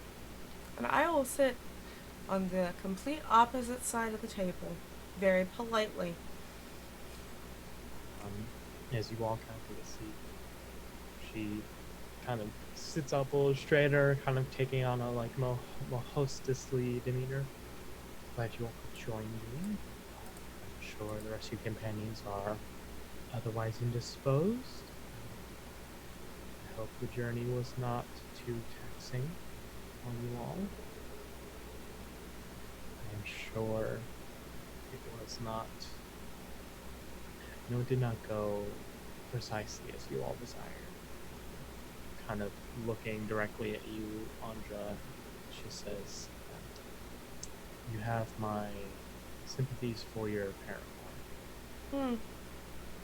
Thank you. As that same kind of tavern wench kind of brings in settings for each of you, and will kind of quickly like offer wine and such for everyone, except for you, Hanguzi. She appears to have not been ordered ahead of time to not offer you wine. Thank you. Of course, yeah, of course. If you need anything, feel free. I'm kind of splitting my attention, I suppose. Oh, it won't be no trouble. Just No problem. leave a bottle so that way you don't have to keep coming back for me. Go ahead. Thank you. As she kind of steps out, the jovial music from outside of the tavern, the tavern outside kind of dims down as you are all now in this very private back room.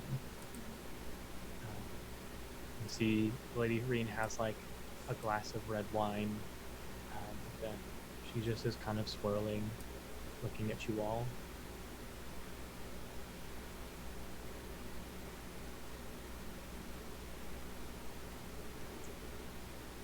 So,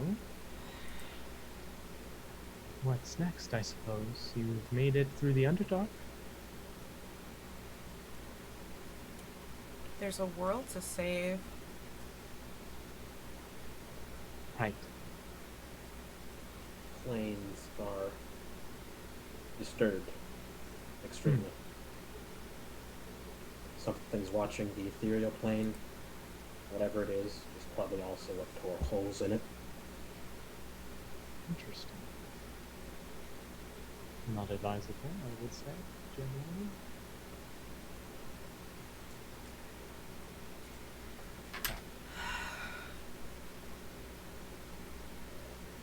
Generally, although I suppose if one was attempting to weaken boundaries, then I suppose it'd be very advisable.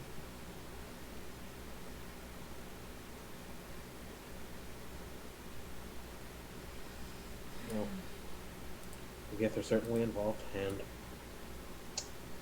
you know what we do. Yes, I do. Yes, I do.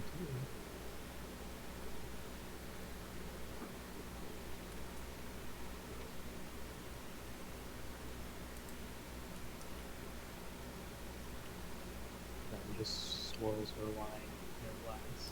He's gonna like glance over at Proserpina and like how is she looking? she's nervous. And part of it's also the corseted dress that she hasn't worn a dress in 13 years.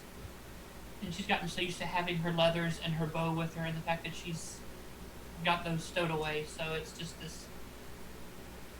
And there's that. Do I bring it up? Do I just blurt it out? Do I wait to have it asked of me? I don't know. I don't know the type of society matters. I should probably know. As you're also thinking this, a course is brought in by a couple servers. Just looks to be some finely made game as well as a vegetable stew. Oh, thank you. Thank you. Of course, yeah. It's no job. Leaves you all again.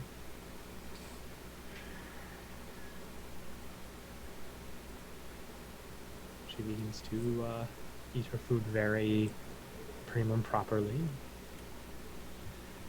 I try to mimic what I see. Yeah, why don't you roll a performance check? Oh, this will be entertaining. Yeah.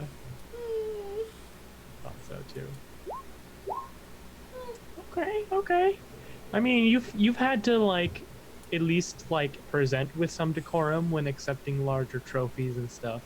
So you basically just kind of trying to fall into that mindset. Why don't you all give me an insight check? Right. This awkward silence. Oh no. Oh yeah. Oh yeah. It is what it is. Proserpina and Audrey, you do notice as you Proserpina kind of like try and be as prim and proper as you can, there is just like the briefest hint of a kind of like doting smile from Lady Irene that is quickly then gone. It's only really noticeable because she is normally so implacable.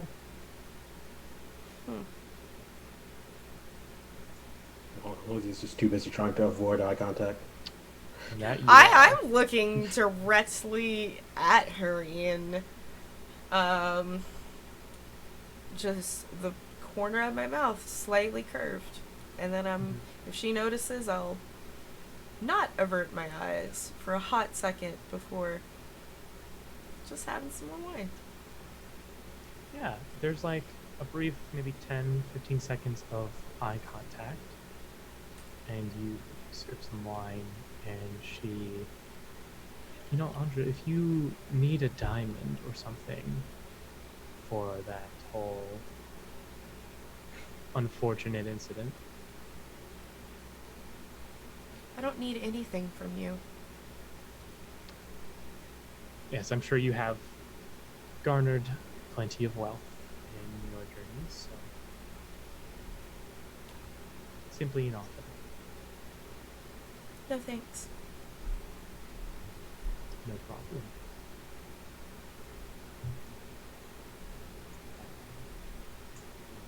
The silence once again fills the room with just kind of the faint sound of jovial music, people drinking and laughing. In the, I imagine this is just how drow dinners normally go. like.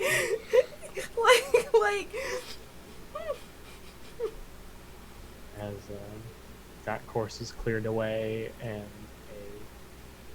another a bit of a lighter like salad course is brought in. Thank you. Wow. Of course. Well, like wait from leaving us. You know what? It's what the hell? Proserpina, you had some questions, didn't you? Yeah. Yeah, it's just, I don't know. I mean, I've already asked, and,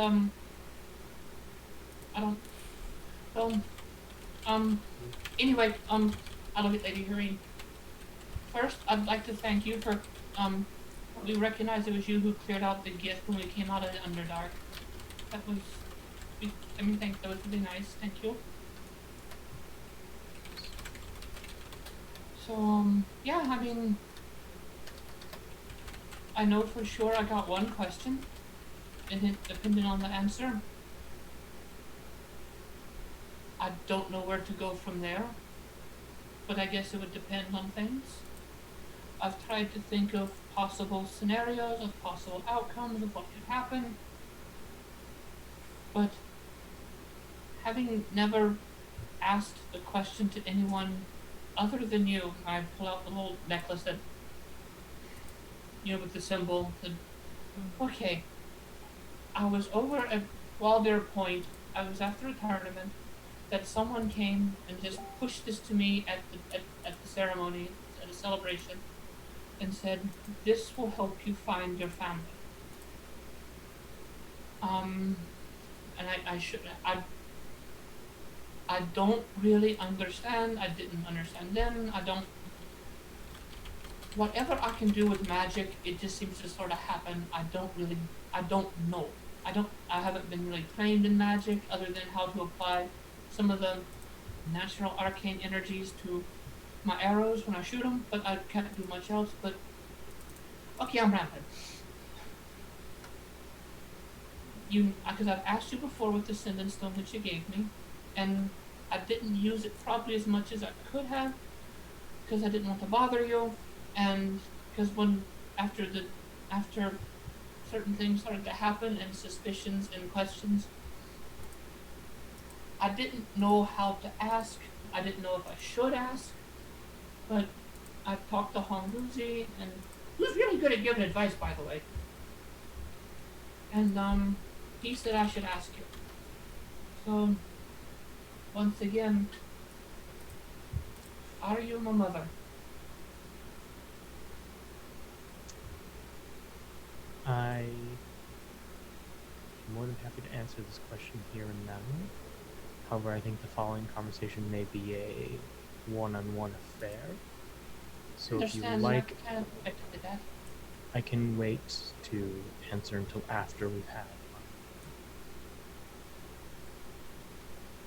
one. Okay, I can wait. I've waited this long. What's a few more? What's another hour or so? Plan day fairly for me. Oh, if you would desire, though, at any point we may interrupt it and go to a even more private conversation. Speak further. Understood.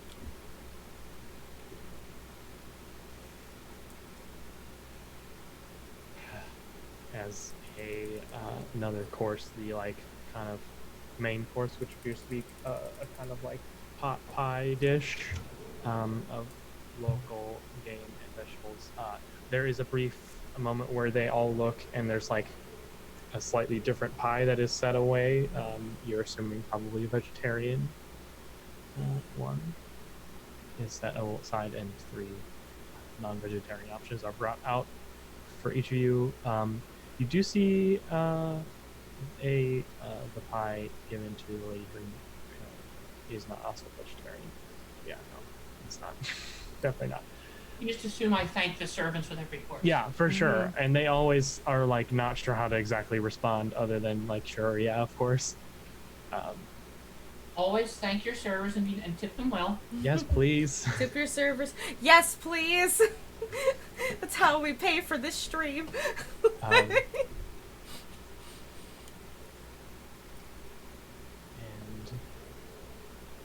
unless any other topics of conversation are brought up, it is a deathly silent main course. Lucy thought he was out of emotions, but it turns out there's still some anxiety left. Oh boy.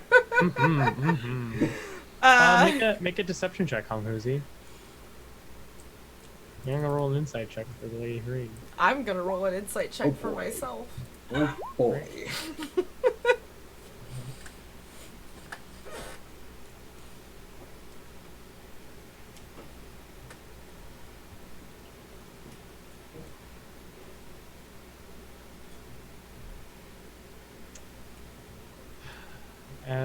As the final course is finishing, just give me a second. very gingerly. There's nothing like she's not eaten something enough to like leave anything on her face, but she still like gingerly dabs her face clean.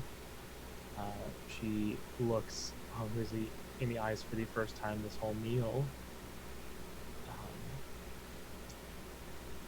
Looking forward, given that you are attempting to once again change the course of this world and what the Yankee have planned, are you going to require more assistance?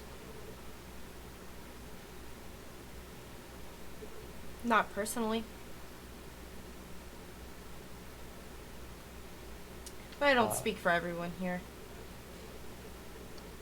Does look right back to Honghuzi, waiting for his answer. Based on our priorities, where we're going and what we're doing, we're not going to require any material aid. And what kind of aid do you need?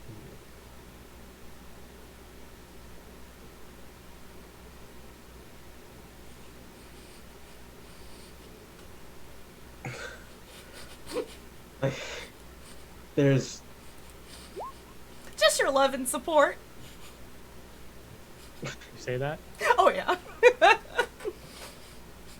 course. Honghuzi like he's holding like She's biting the doing, like, a inside of glass her. of wa- She's biting the a inside glass of of her water in his cheek. hand, and he crushes it. Like genuinely, he just crushes it. Honghuzi knows that he always walks with my full support, is an extension of the House Harini and my desires. And I'm guessing she gets your love then.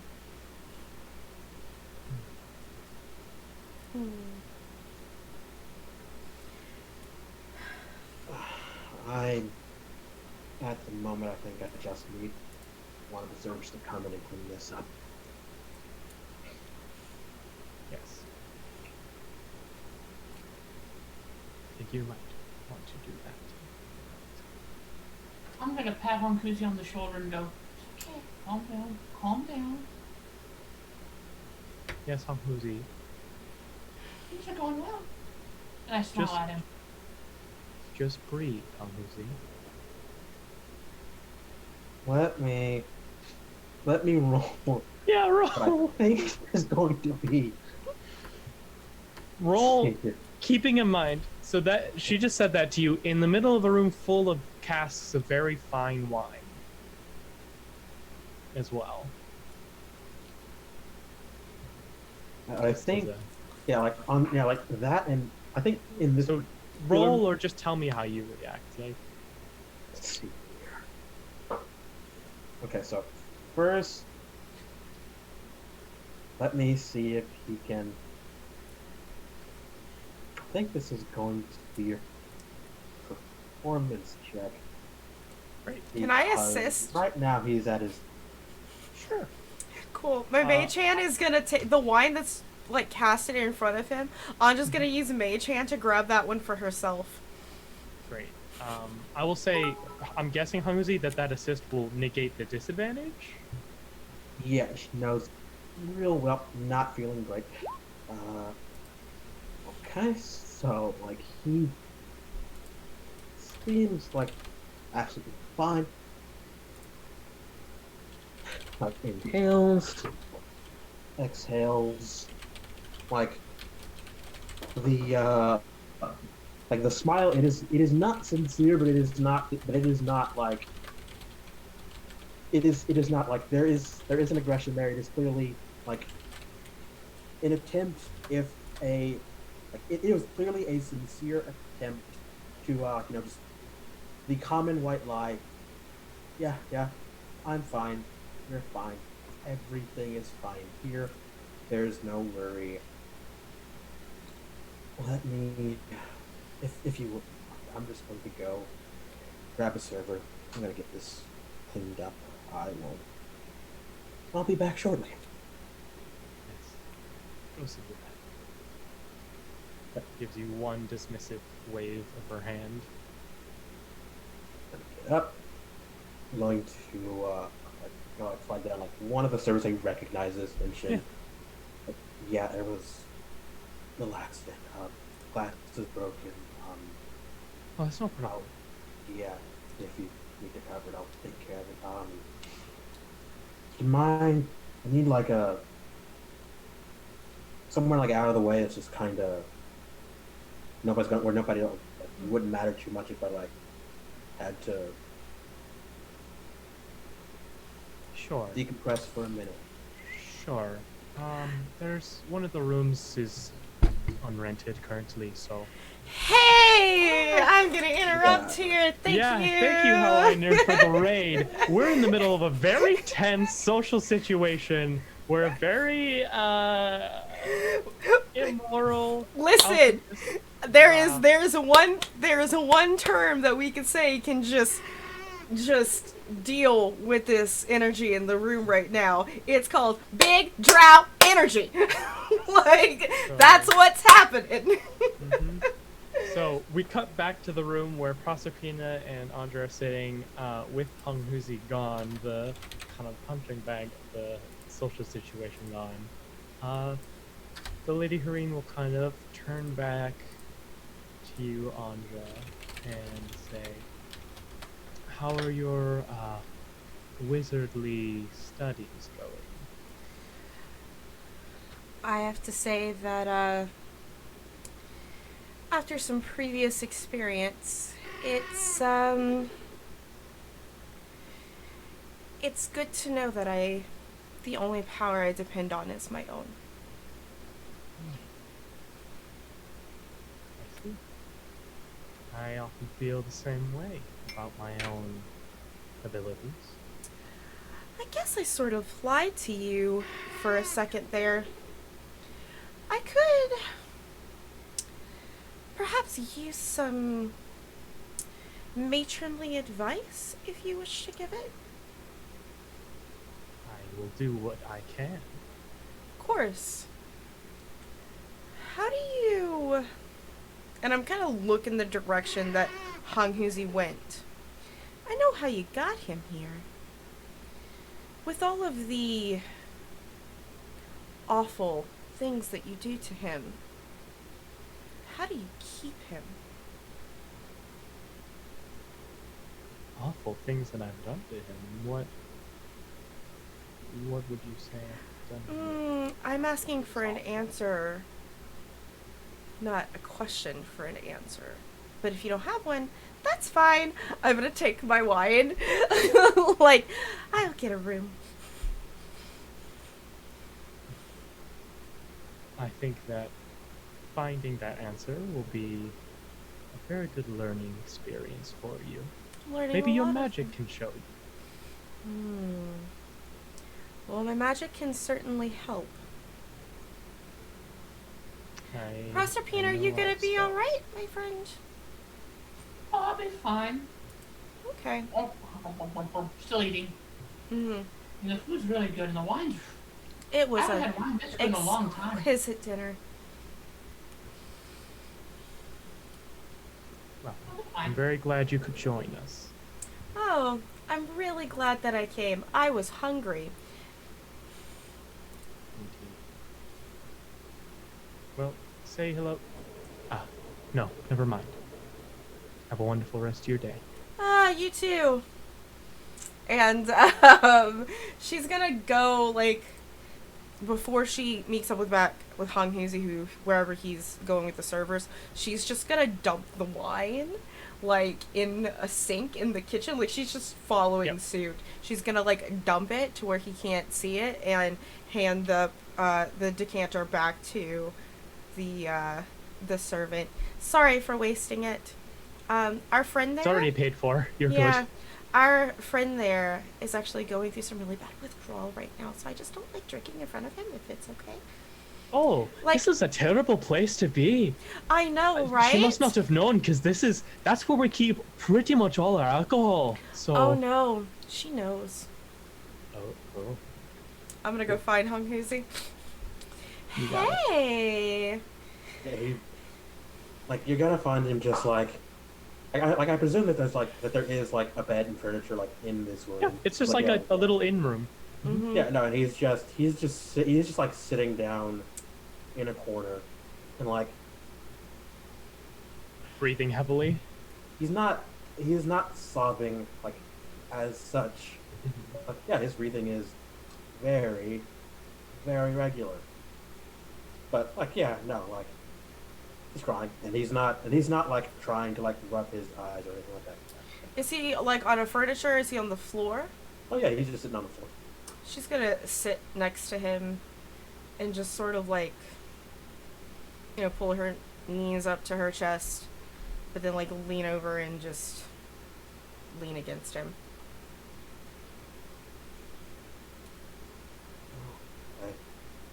I can still smell it. Yeah. I'm sorry. I don't know if I have anything. Actually, and I'm gonna like wave my hand underneath his face for prestidigitation and have like the smell of something nice that is not alcoholic, like lavender. And like, thanks. I don't know if it helps. Thanks. I tried. Yeah, so did I. Well, appreciate the So- effort.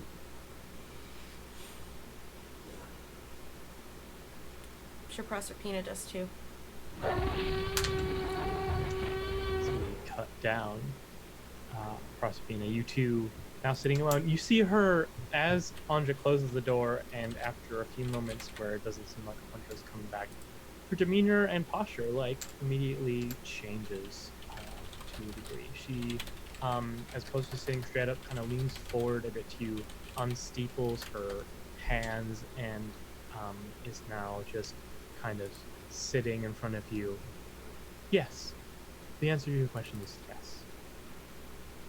I am, in fact, your mother. I'm sure you have many follow-up questions. Yeah, first, I'm not asking for nothing. I mean, I figured anything that happened between us from this point forward would be something we would discuss together.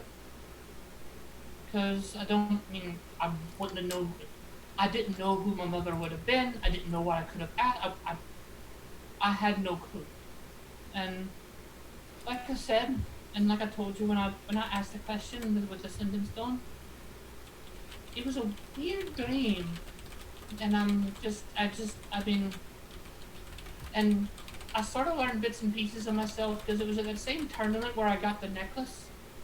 I learned how tieflings come into being from the court wizard, because And what did he say? He's first off, he had a habit. He talked while stroking my tail constantly. I wouldn't be happy with that, but he wouldn't stop doing it, and I didn't want to make a scene because he's the court wizard, and I didn't want to like. I mean, I was new in the area, and he said that usually tieflings, there's the happy fun time tiefling where someone has sex with the devil.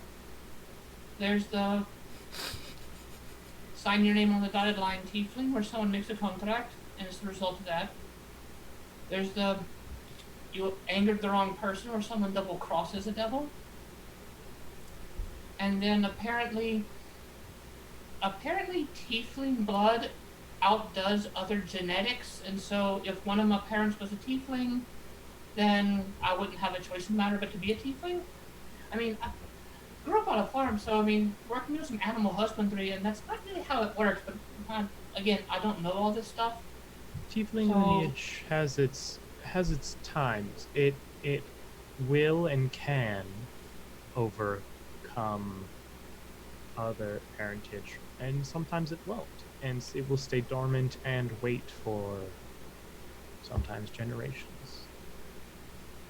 And so part of me just wanted to know who my parents were. Maybe I sort of figured out sort of why I was put up for adoption. I mean, given the fact that apparently the Order of the Wilted Rose really, really, really doesn't like me. And So, I mean, I, right now, I mean, what I wanted to know when I found out who my parents were was, well, who they were. I sort of wanted to get to know the culture that I could have grown up in, what my life could have been like. I mean, I'd like to get to know.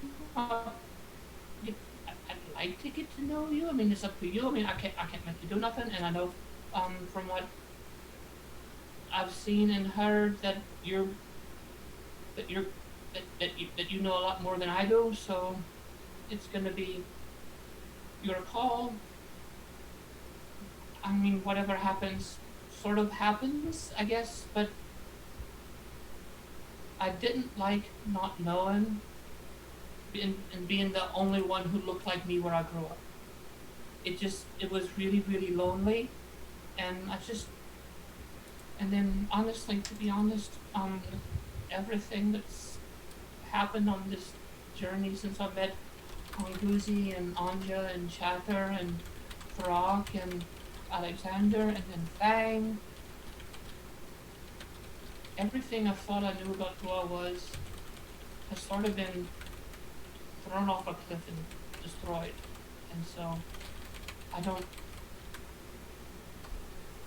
know who I am anymore. I don't know what it means to be me. I don't know what I should be doing. I don't know what I should know. At this point, you see she will like extend her hand for yours.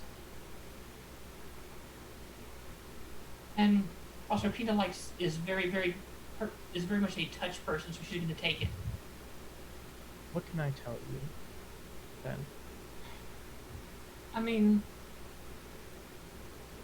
I told you I had a dream, and in the dream I saw you in the really, really, really, really pretty dress. Hanguzi told me it was a wedding dress. And there was this guy with you. I don't know if it was Orestes or Resta or... Resta. I don't remember the name exactly. Resta. So it was the guy we saw at your house, who, when he saw me, he really, really got mad. Yes. Saw him, and then there was you signing a contract, which, again, I sort of figured that meant, tell me what kind of tiefling I am, at least in that sense.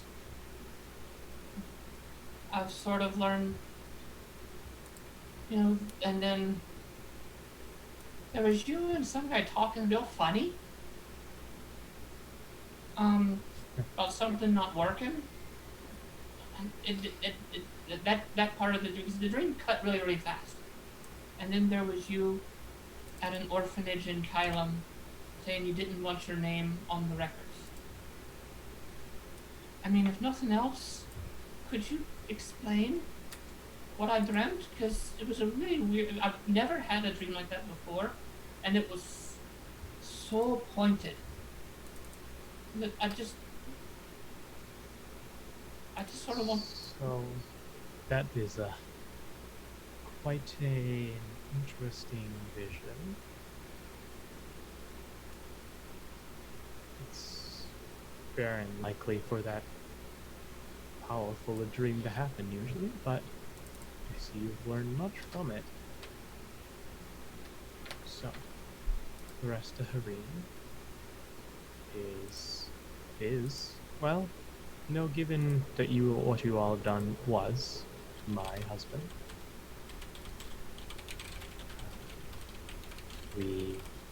I never annulled the marriage for my own reasons,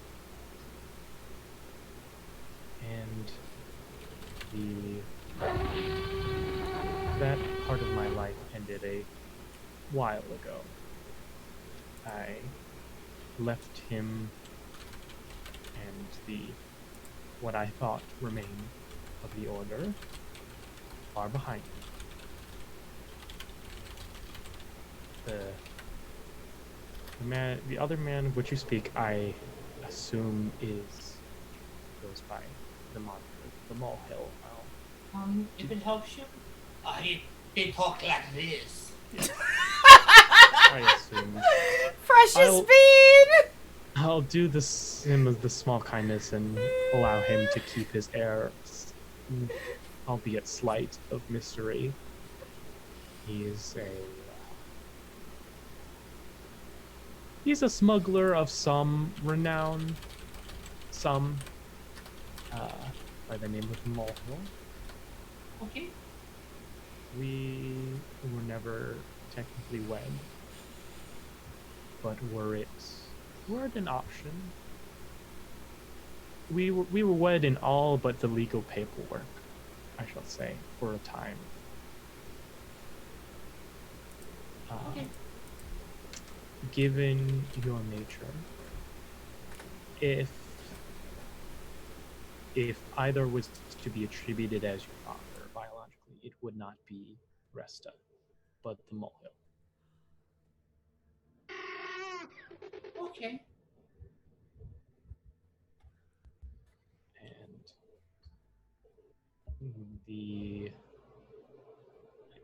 that particular arrangement, it became much more complicated when you came about. You were unexpected, I will say, and there were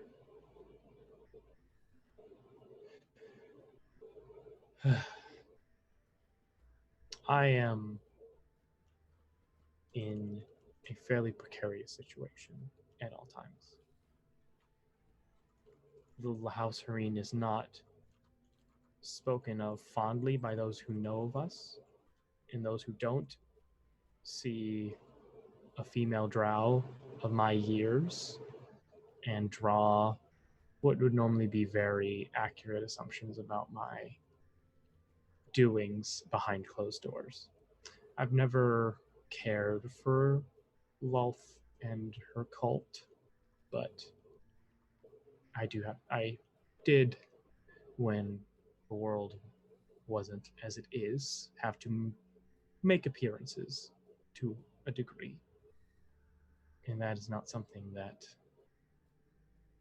just goes away.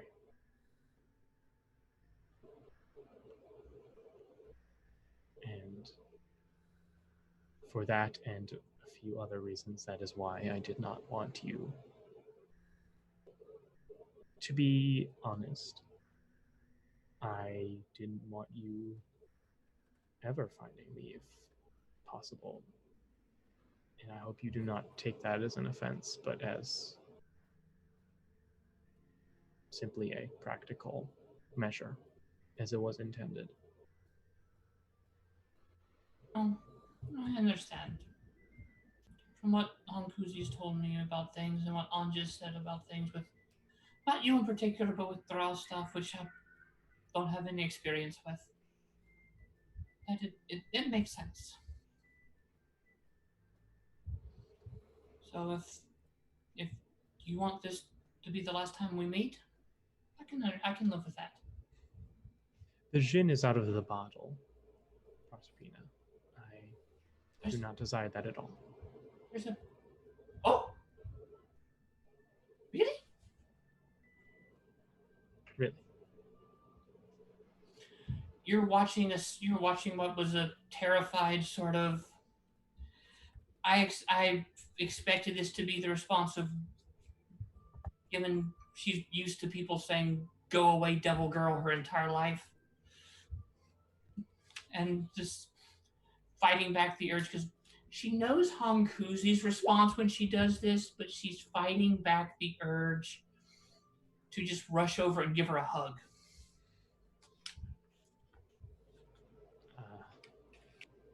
So what do we do now? What do you desire to do? I mean, I wanted to learn from you if you're a mother. I mean, I don't know what I wanted to learn. I wanted to learn about what it meant to what it would have been like to live in. Again, your house was really, really pretty. It was really, I've never seen a house that looked like that. It was really neat, and the mushroom garden around it was really nice, and it was so pretty.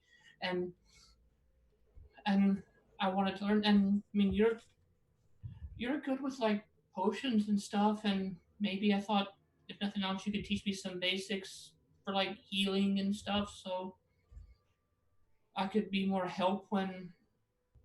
Because I mean, we fought some Slod who were possessing some villagers, and I can't heal the sick. I couldn't do nothing but kill. Detestable creatures, yes. When Throck and Chatter were off help trying to look at Throck's people and they were being chased by a dragon, I basically could do nothing but shop and sit there for Anja to tell us what was going on through sendings, because I'm not good at magic. I sort of get the impression from the Order of the Wilted Rose that the gods really hate me, so I probably shouldn't ask them for help. And since I met Honkuzi and Anja and Chatter and everyone, I've done something I never planned on doing. I killed people. People would attack me on the road. I mean, bandits attack you on the road, but you put up a fight, you scare them away.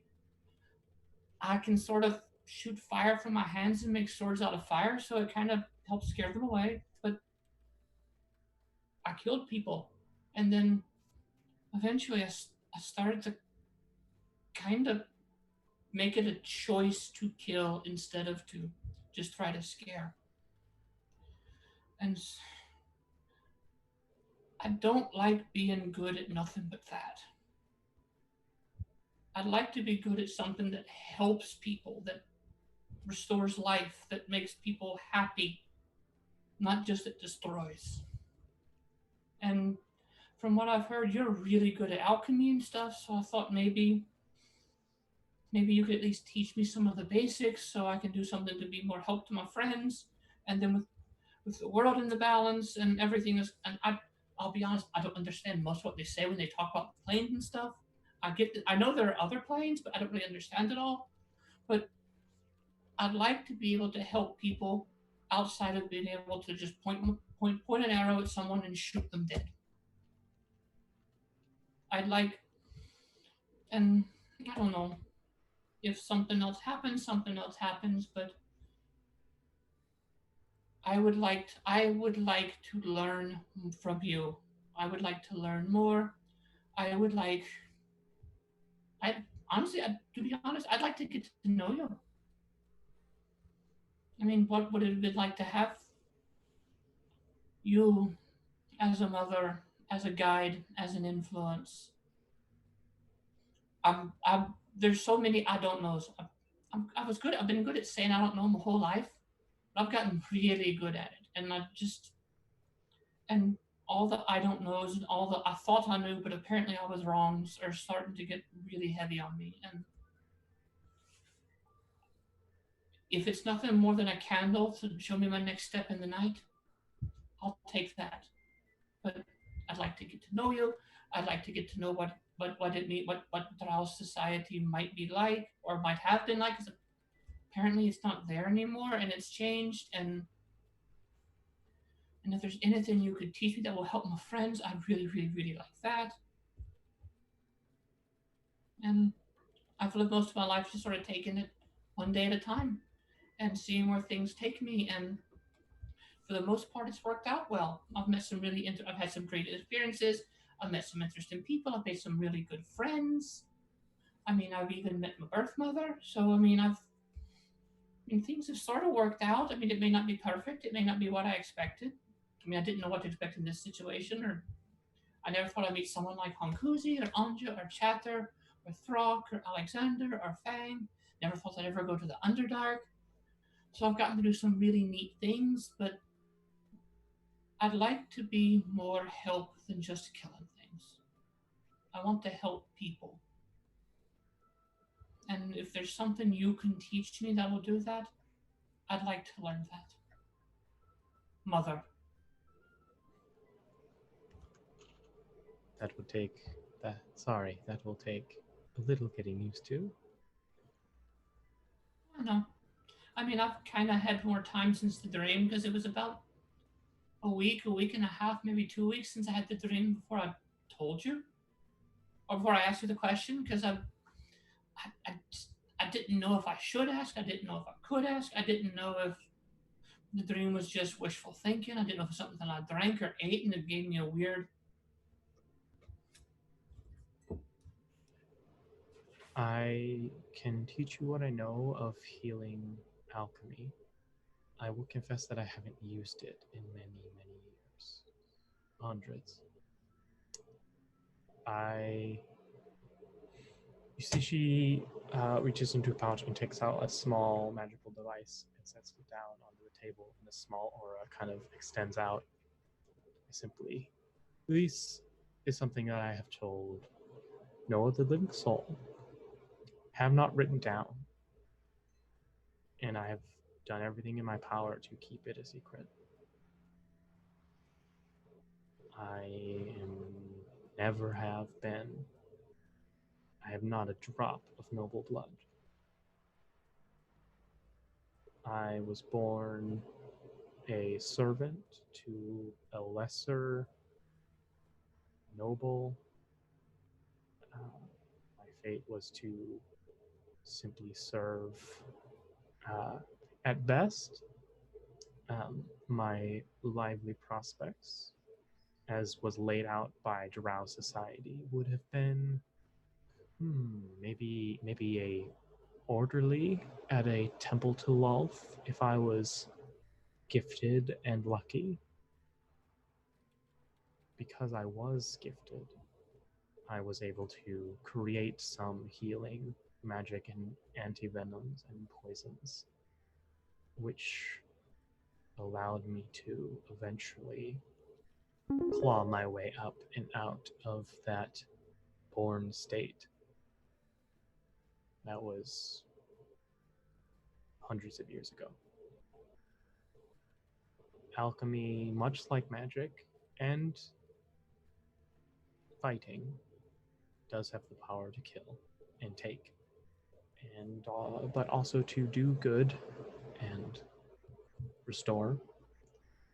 I have not studied that kind of magic, that kind of alchemy, the kind that restores and heals, in quite a long time.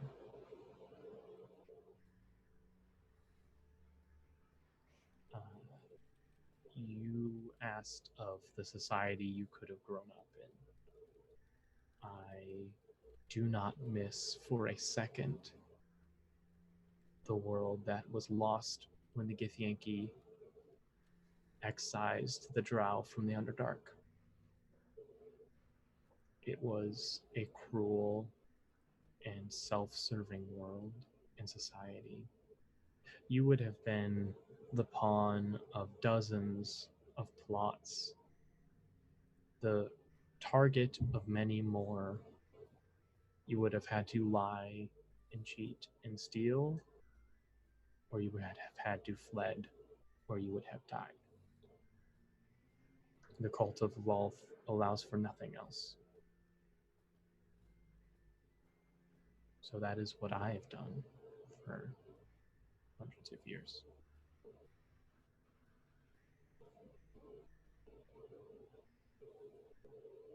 Wow.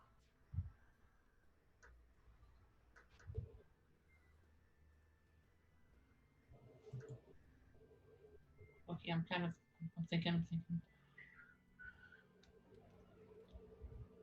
So, I started looking at the things she put on the table.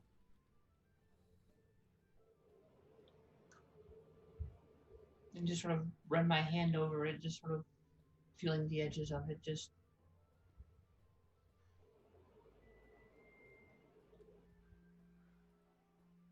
I can promise you, because I'm sure you've noticed, I'm really not good at lying. I will not tell nobody what you told me. I appreciate it. I can keep secrets. I mean, that's what, when you care about someone, that's what you do for them. Let me give you a quick lesson. You see she takes a small piece of charcoal out and draws a circle. The material plane is but one of many. It has two mirrors, the Feywild and the Shadowfell.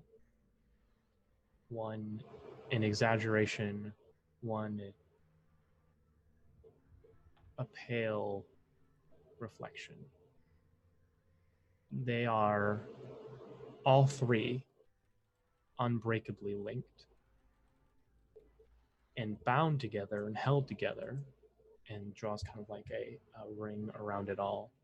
The elemental chaos, the four elements. Surrounding it all and separating it all is the astral plane, the astral sea. This section is the inner planes. That is what we know of the most.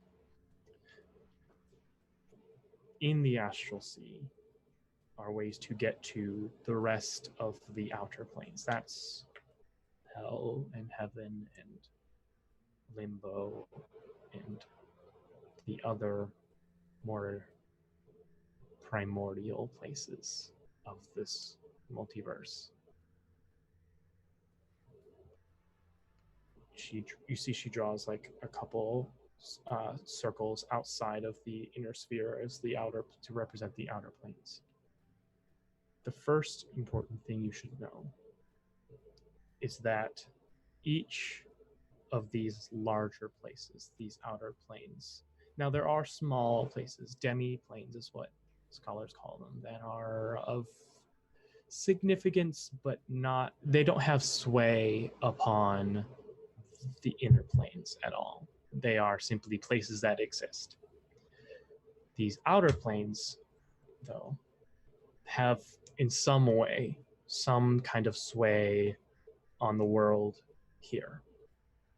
But all of the outer planes and the inner planes, there is only one permanent entrance and exit from this plane to that plane on the material plane. There's only one true portal to each plane of existence from on this plane. Okay. It is possible to create temporary rifts. And that is because there is the ethereal plane. Now, the astral sea is what contains and what you have to travel through to get to the outer planes. The ethereal plane, think of it as when you blink, you close your eyes, and when you open them, usually the world is slightly different from when you blink, before you blinked. The ethereal plane is that blink, when your eyes are closed. She blinks. Oh, okay. That the ethereal plane, while the astral sea is where, the ethereal plane is what keeps it all moving, working. It's not a place of being, it's a place of transition and of binding. If, as your companion said, someone is breaking it, then that would create more and more rifts, these temporary entrances and exits. But So are these permanent while they're open? They're not permanent. There can only be one permanent connection between the material plane and any other plane. That is just how they work. Okay. But there can be temporary rifts. If there are slod, they be coming through those. Oh. Okay. I am going to make an educated guess. And by that I mean I am almost entirely certain that the place you are going to is one of the few permanent gates somewhere. If it is being tampered with, there are a couple things you should know. Firstly, if it is somehow permanently damaged, then one of two things is going to happen.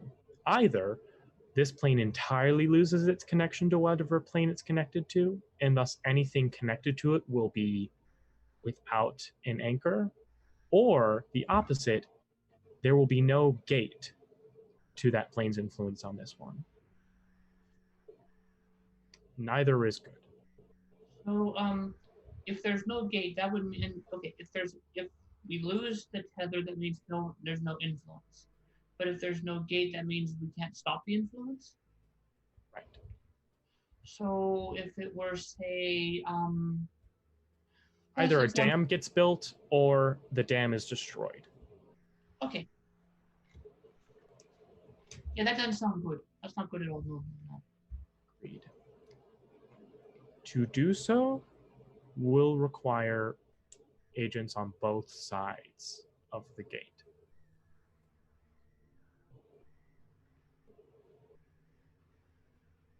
To destroy it or to fix it, or both.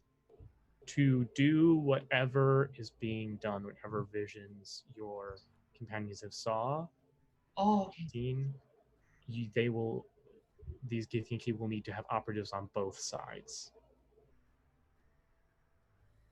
Okay. Oh, that doesn't sound good.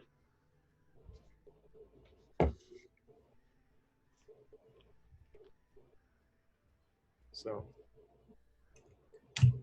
if I would recommend, though, the difficult part is, if this has already been going on, it would be wise to dispatch the agents on both sides in as close a period of time from one another as possible.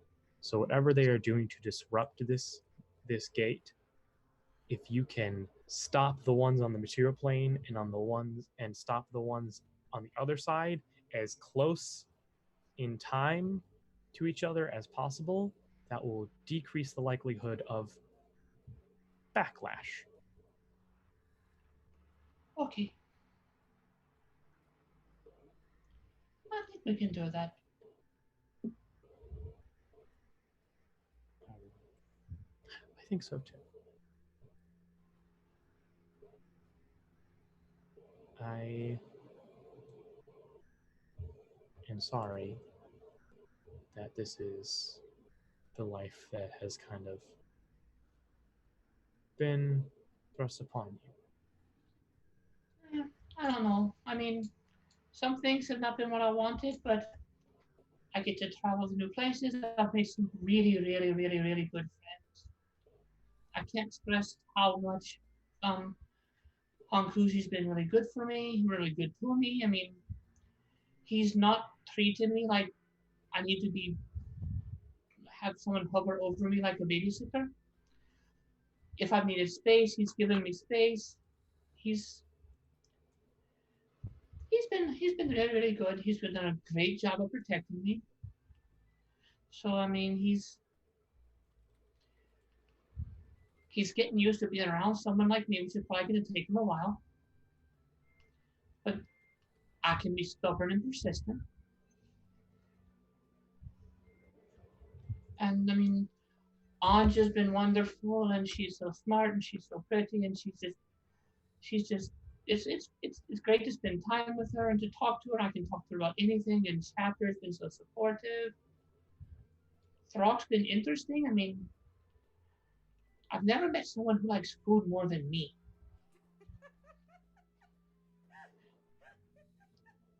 I was always kind of scared of Alexander, but I wanted him to be happy.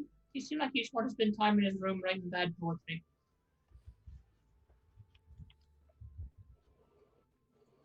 And now we got Fang with his two puppies. It's been really interesting, and I've gotten to go places I've never been. So I mean, I know I've been really what's the word?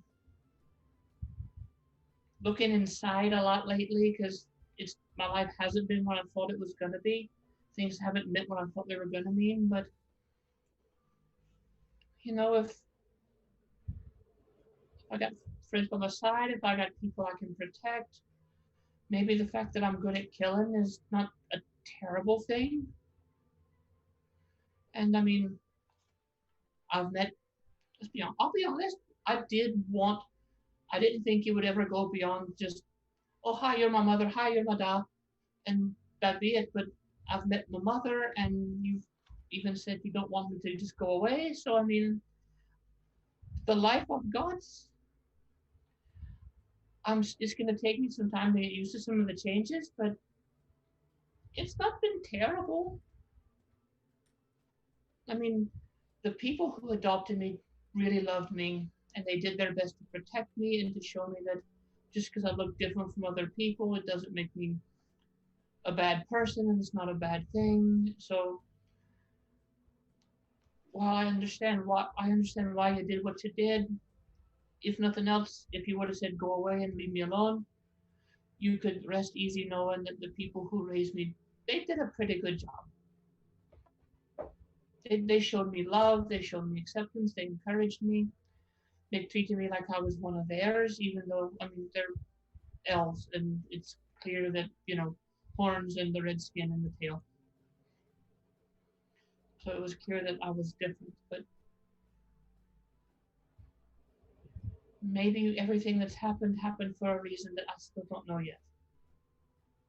I just, As far as that, know that there are things I am not telling you, but also that unfortunately, due to, as you put it, the kind of tiefling you are, knowing certain aspects of that would worsen things for you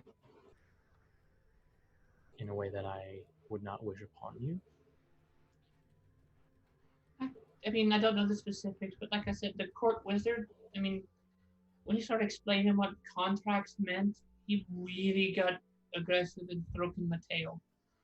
And it was really, really, really uncomfortable. So I understand that there's some things I probably don't need to know right now or ever. And I've got more answers now than I had, so I can accept that. Well, I can see what I can do in teaching you how to create a healing potion before the day is up. If you desire. Yes. Okay.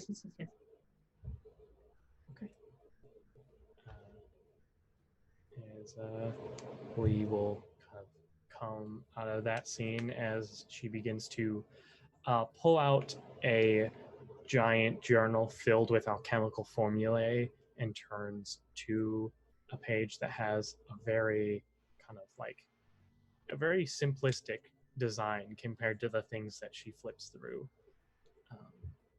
We are going to cut briefly back up to the room with Anja and Honghuzi as there is a knock at the room you both are in.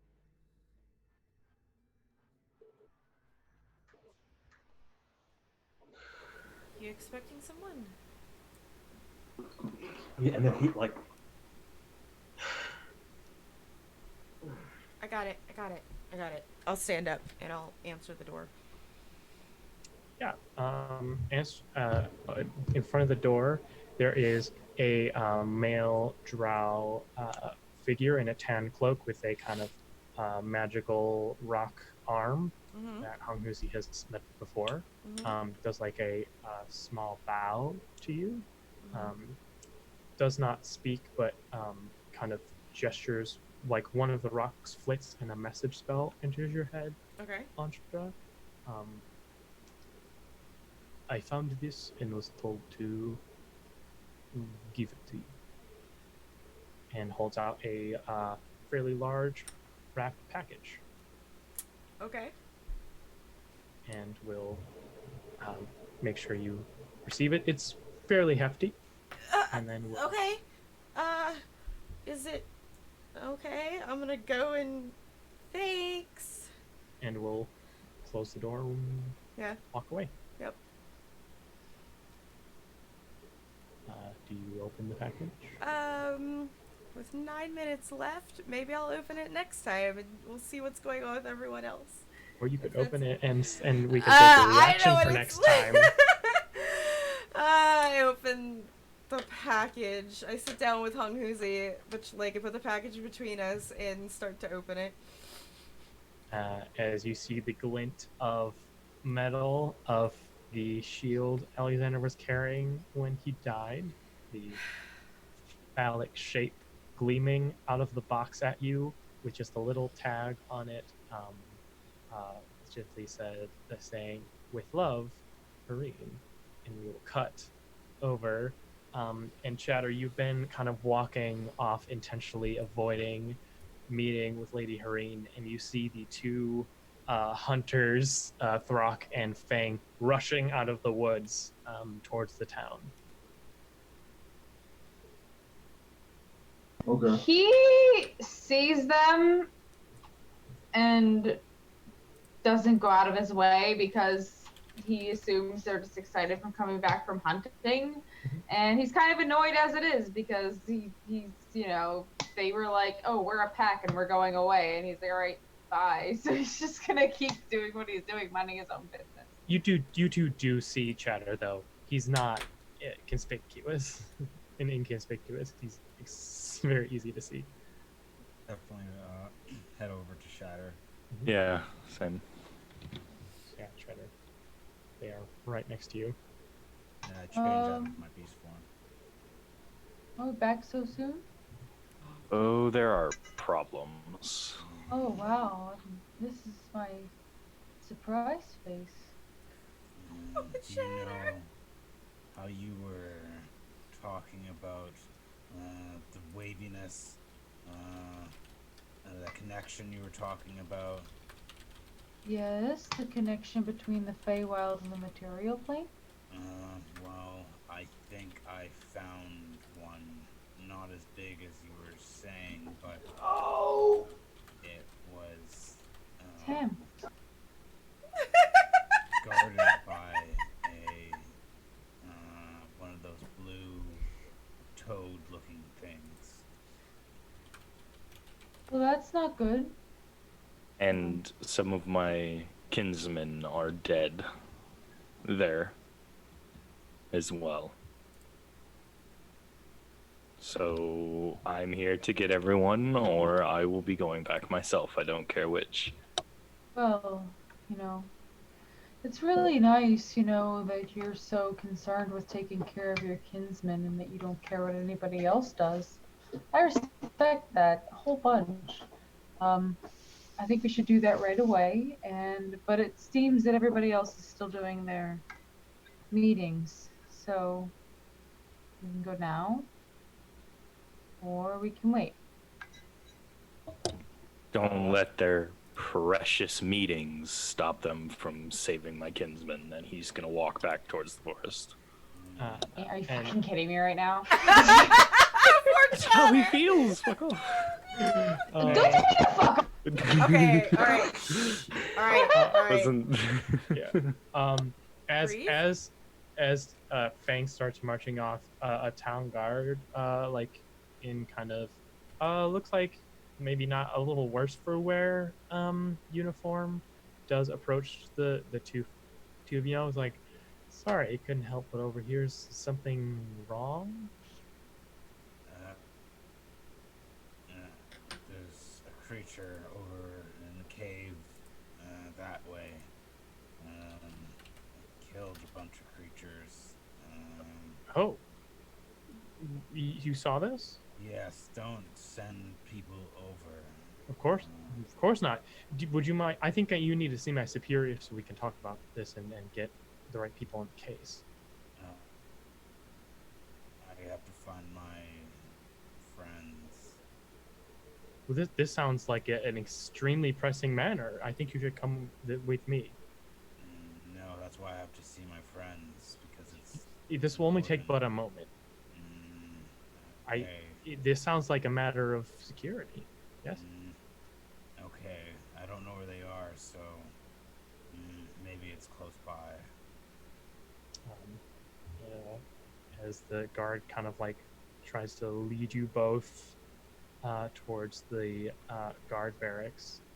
We also see the 4 mercenaries kind of drinking and carousing, and notice another figure walk into the bar in very equally kind of like not very well kept clothes. Like looks like they may have been like scrounged up, or just like maybe they've been traveling for a long time, and kind of look around and start just kind of talking to people in the bar.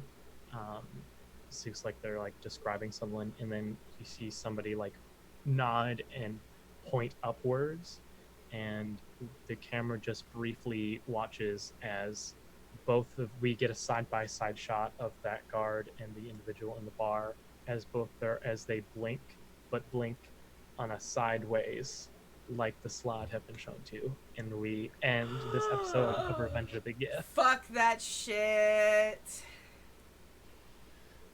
Thank you all for joining us for this incredibly dramatic and tense episode.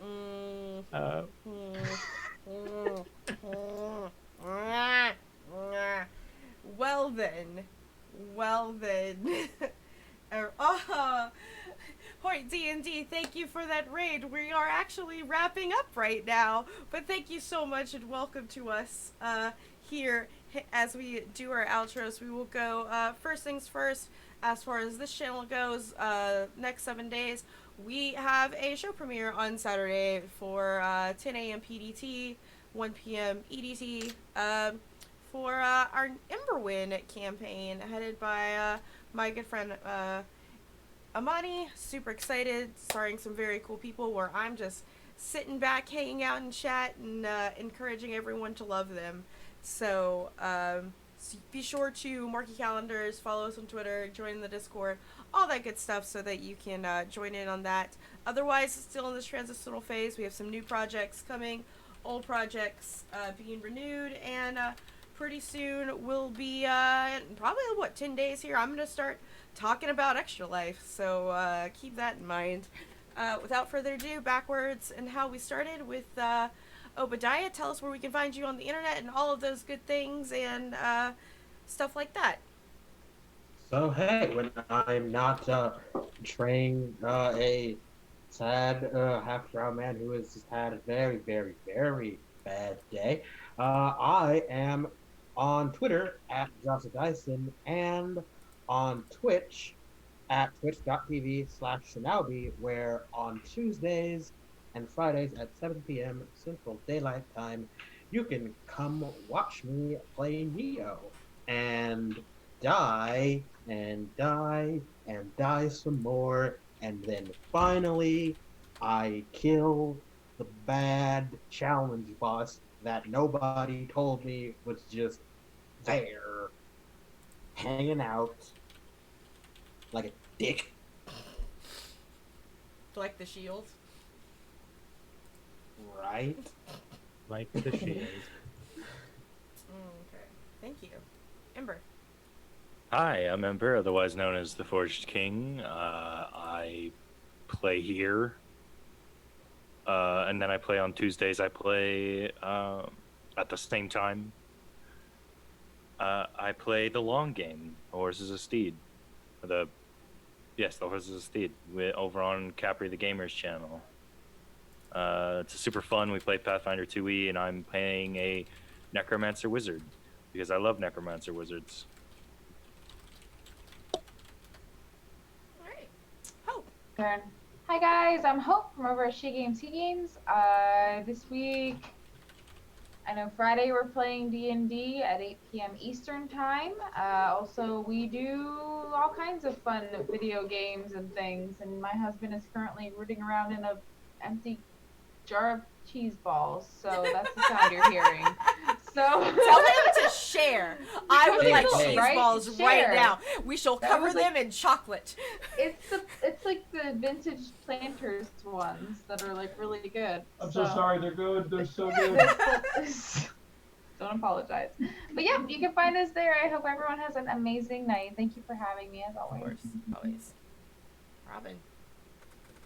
All right, everyone. I'm Robin_Shadle all over social media. When I'm not here, forcing half Drow to get hugged whether they like it or not, and one of them is going to get used to it. You can find me over on my own Twitch channel, which is finally back up and running on Saturday nights, 8 p.m. Central, where my partner Inky Phoenix, Nixie, are you still in chat? Or are you gone? Are doing a one-on-one campaign where we alternate DMing for each other. And yes, it is called Roll for Date Night. There's fancy clothes, there's wine, there's usually a shark board, and we do deep, introspective, character-driven narratives for 4 to 5 sessions each. Ooh, awesome. All right, and I know that we haven't. Hi. I'm sorry, real quick on the, it's on Twitter. I haven't updated Nightbot yet, and I do apologize for that. But be sure to follow, Twitter and Twitch for Robin. Thank you. I'm sorry, Montana. Yeah, because Go ahead. Mixer's dead. Yeah. Hi, I'm Montana. You can find me at MontanaWhat on Instagram and at MontanaWhat2 on Twitter. You can find me tomorrow night at Joe Fulgham, where I play Backlash, a superhero in Vancouver, a teen superhero in Vancouver. And right now, we're actually underwater in like this underwater world right now, helping these citation people fight back the darkness. So yeah, you can catch us tomorrow night at 9 p.m. PD PST time. And Sunday, we have another bi-weekly improv show, Tales from the Lost Galaxy, where I play Something the Wizard, mechanic wizard in space. Right now, I think we're like going through a lot of love triangles.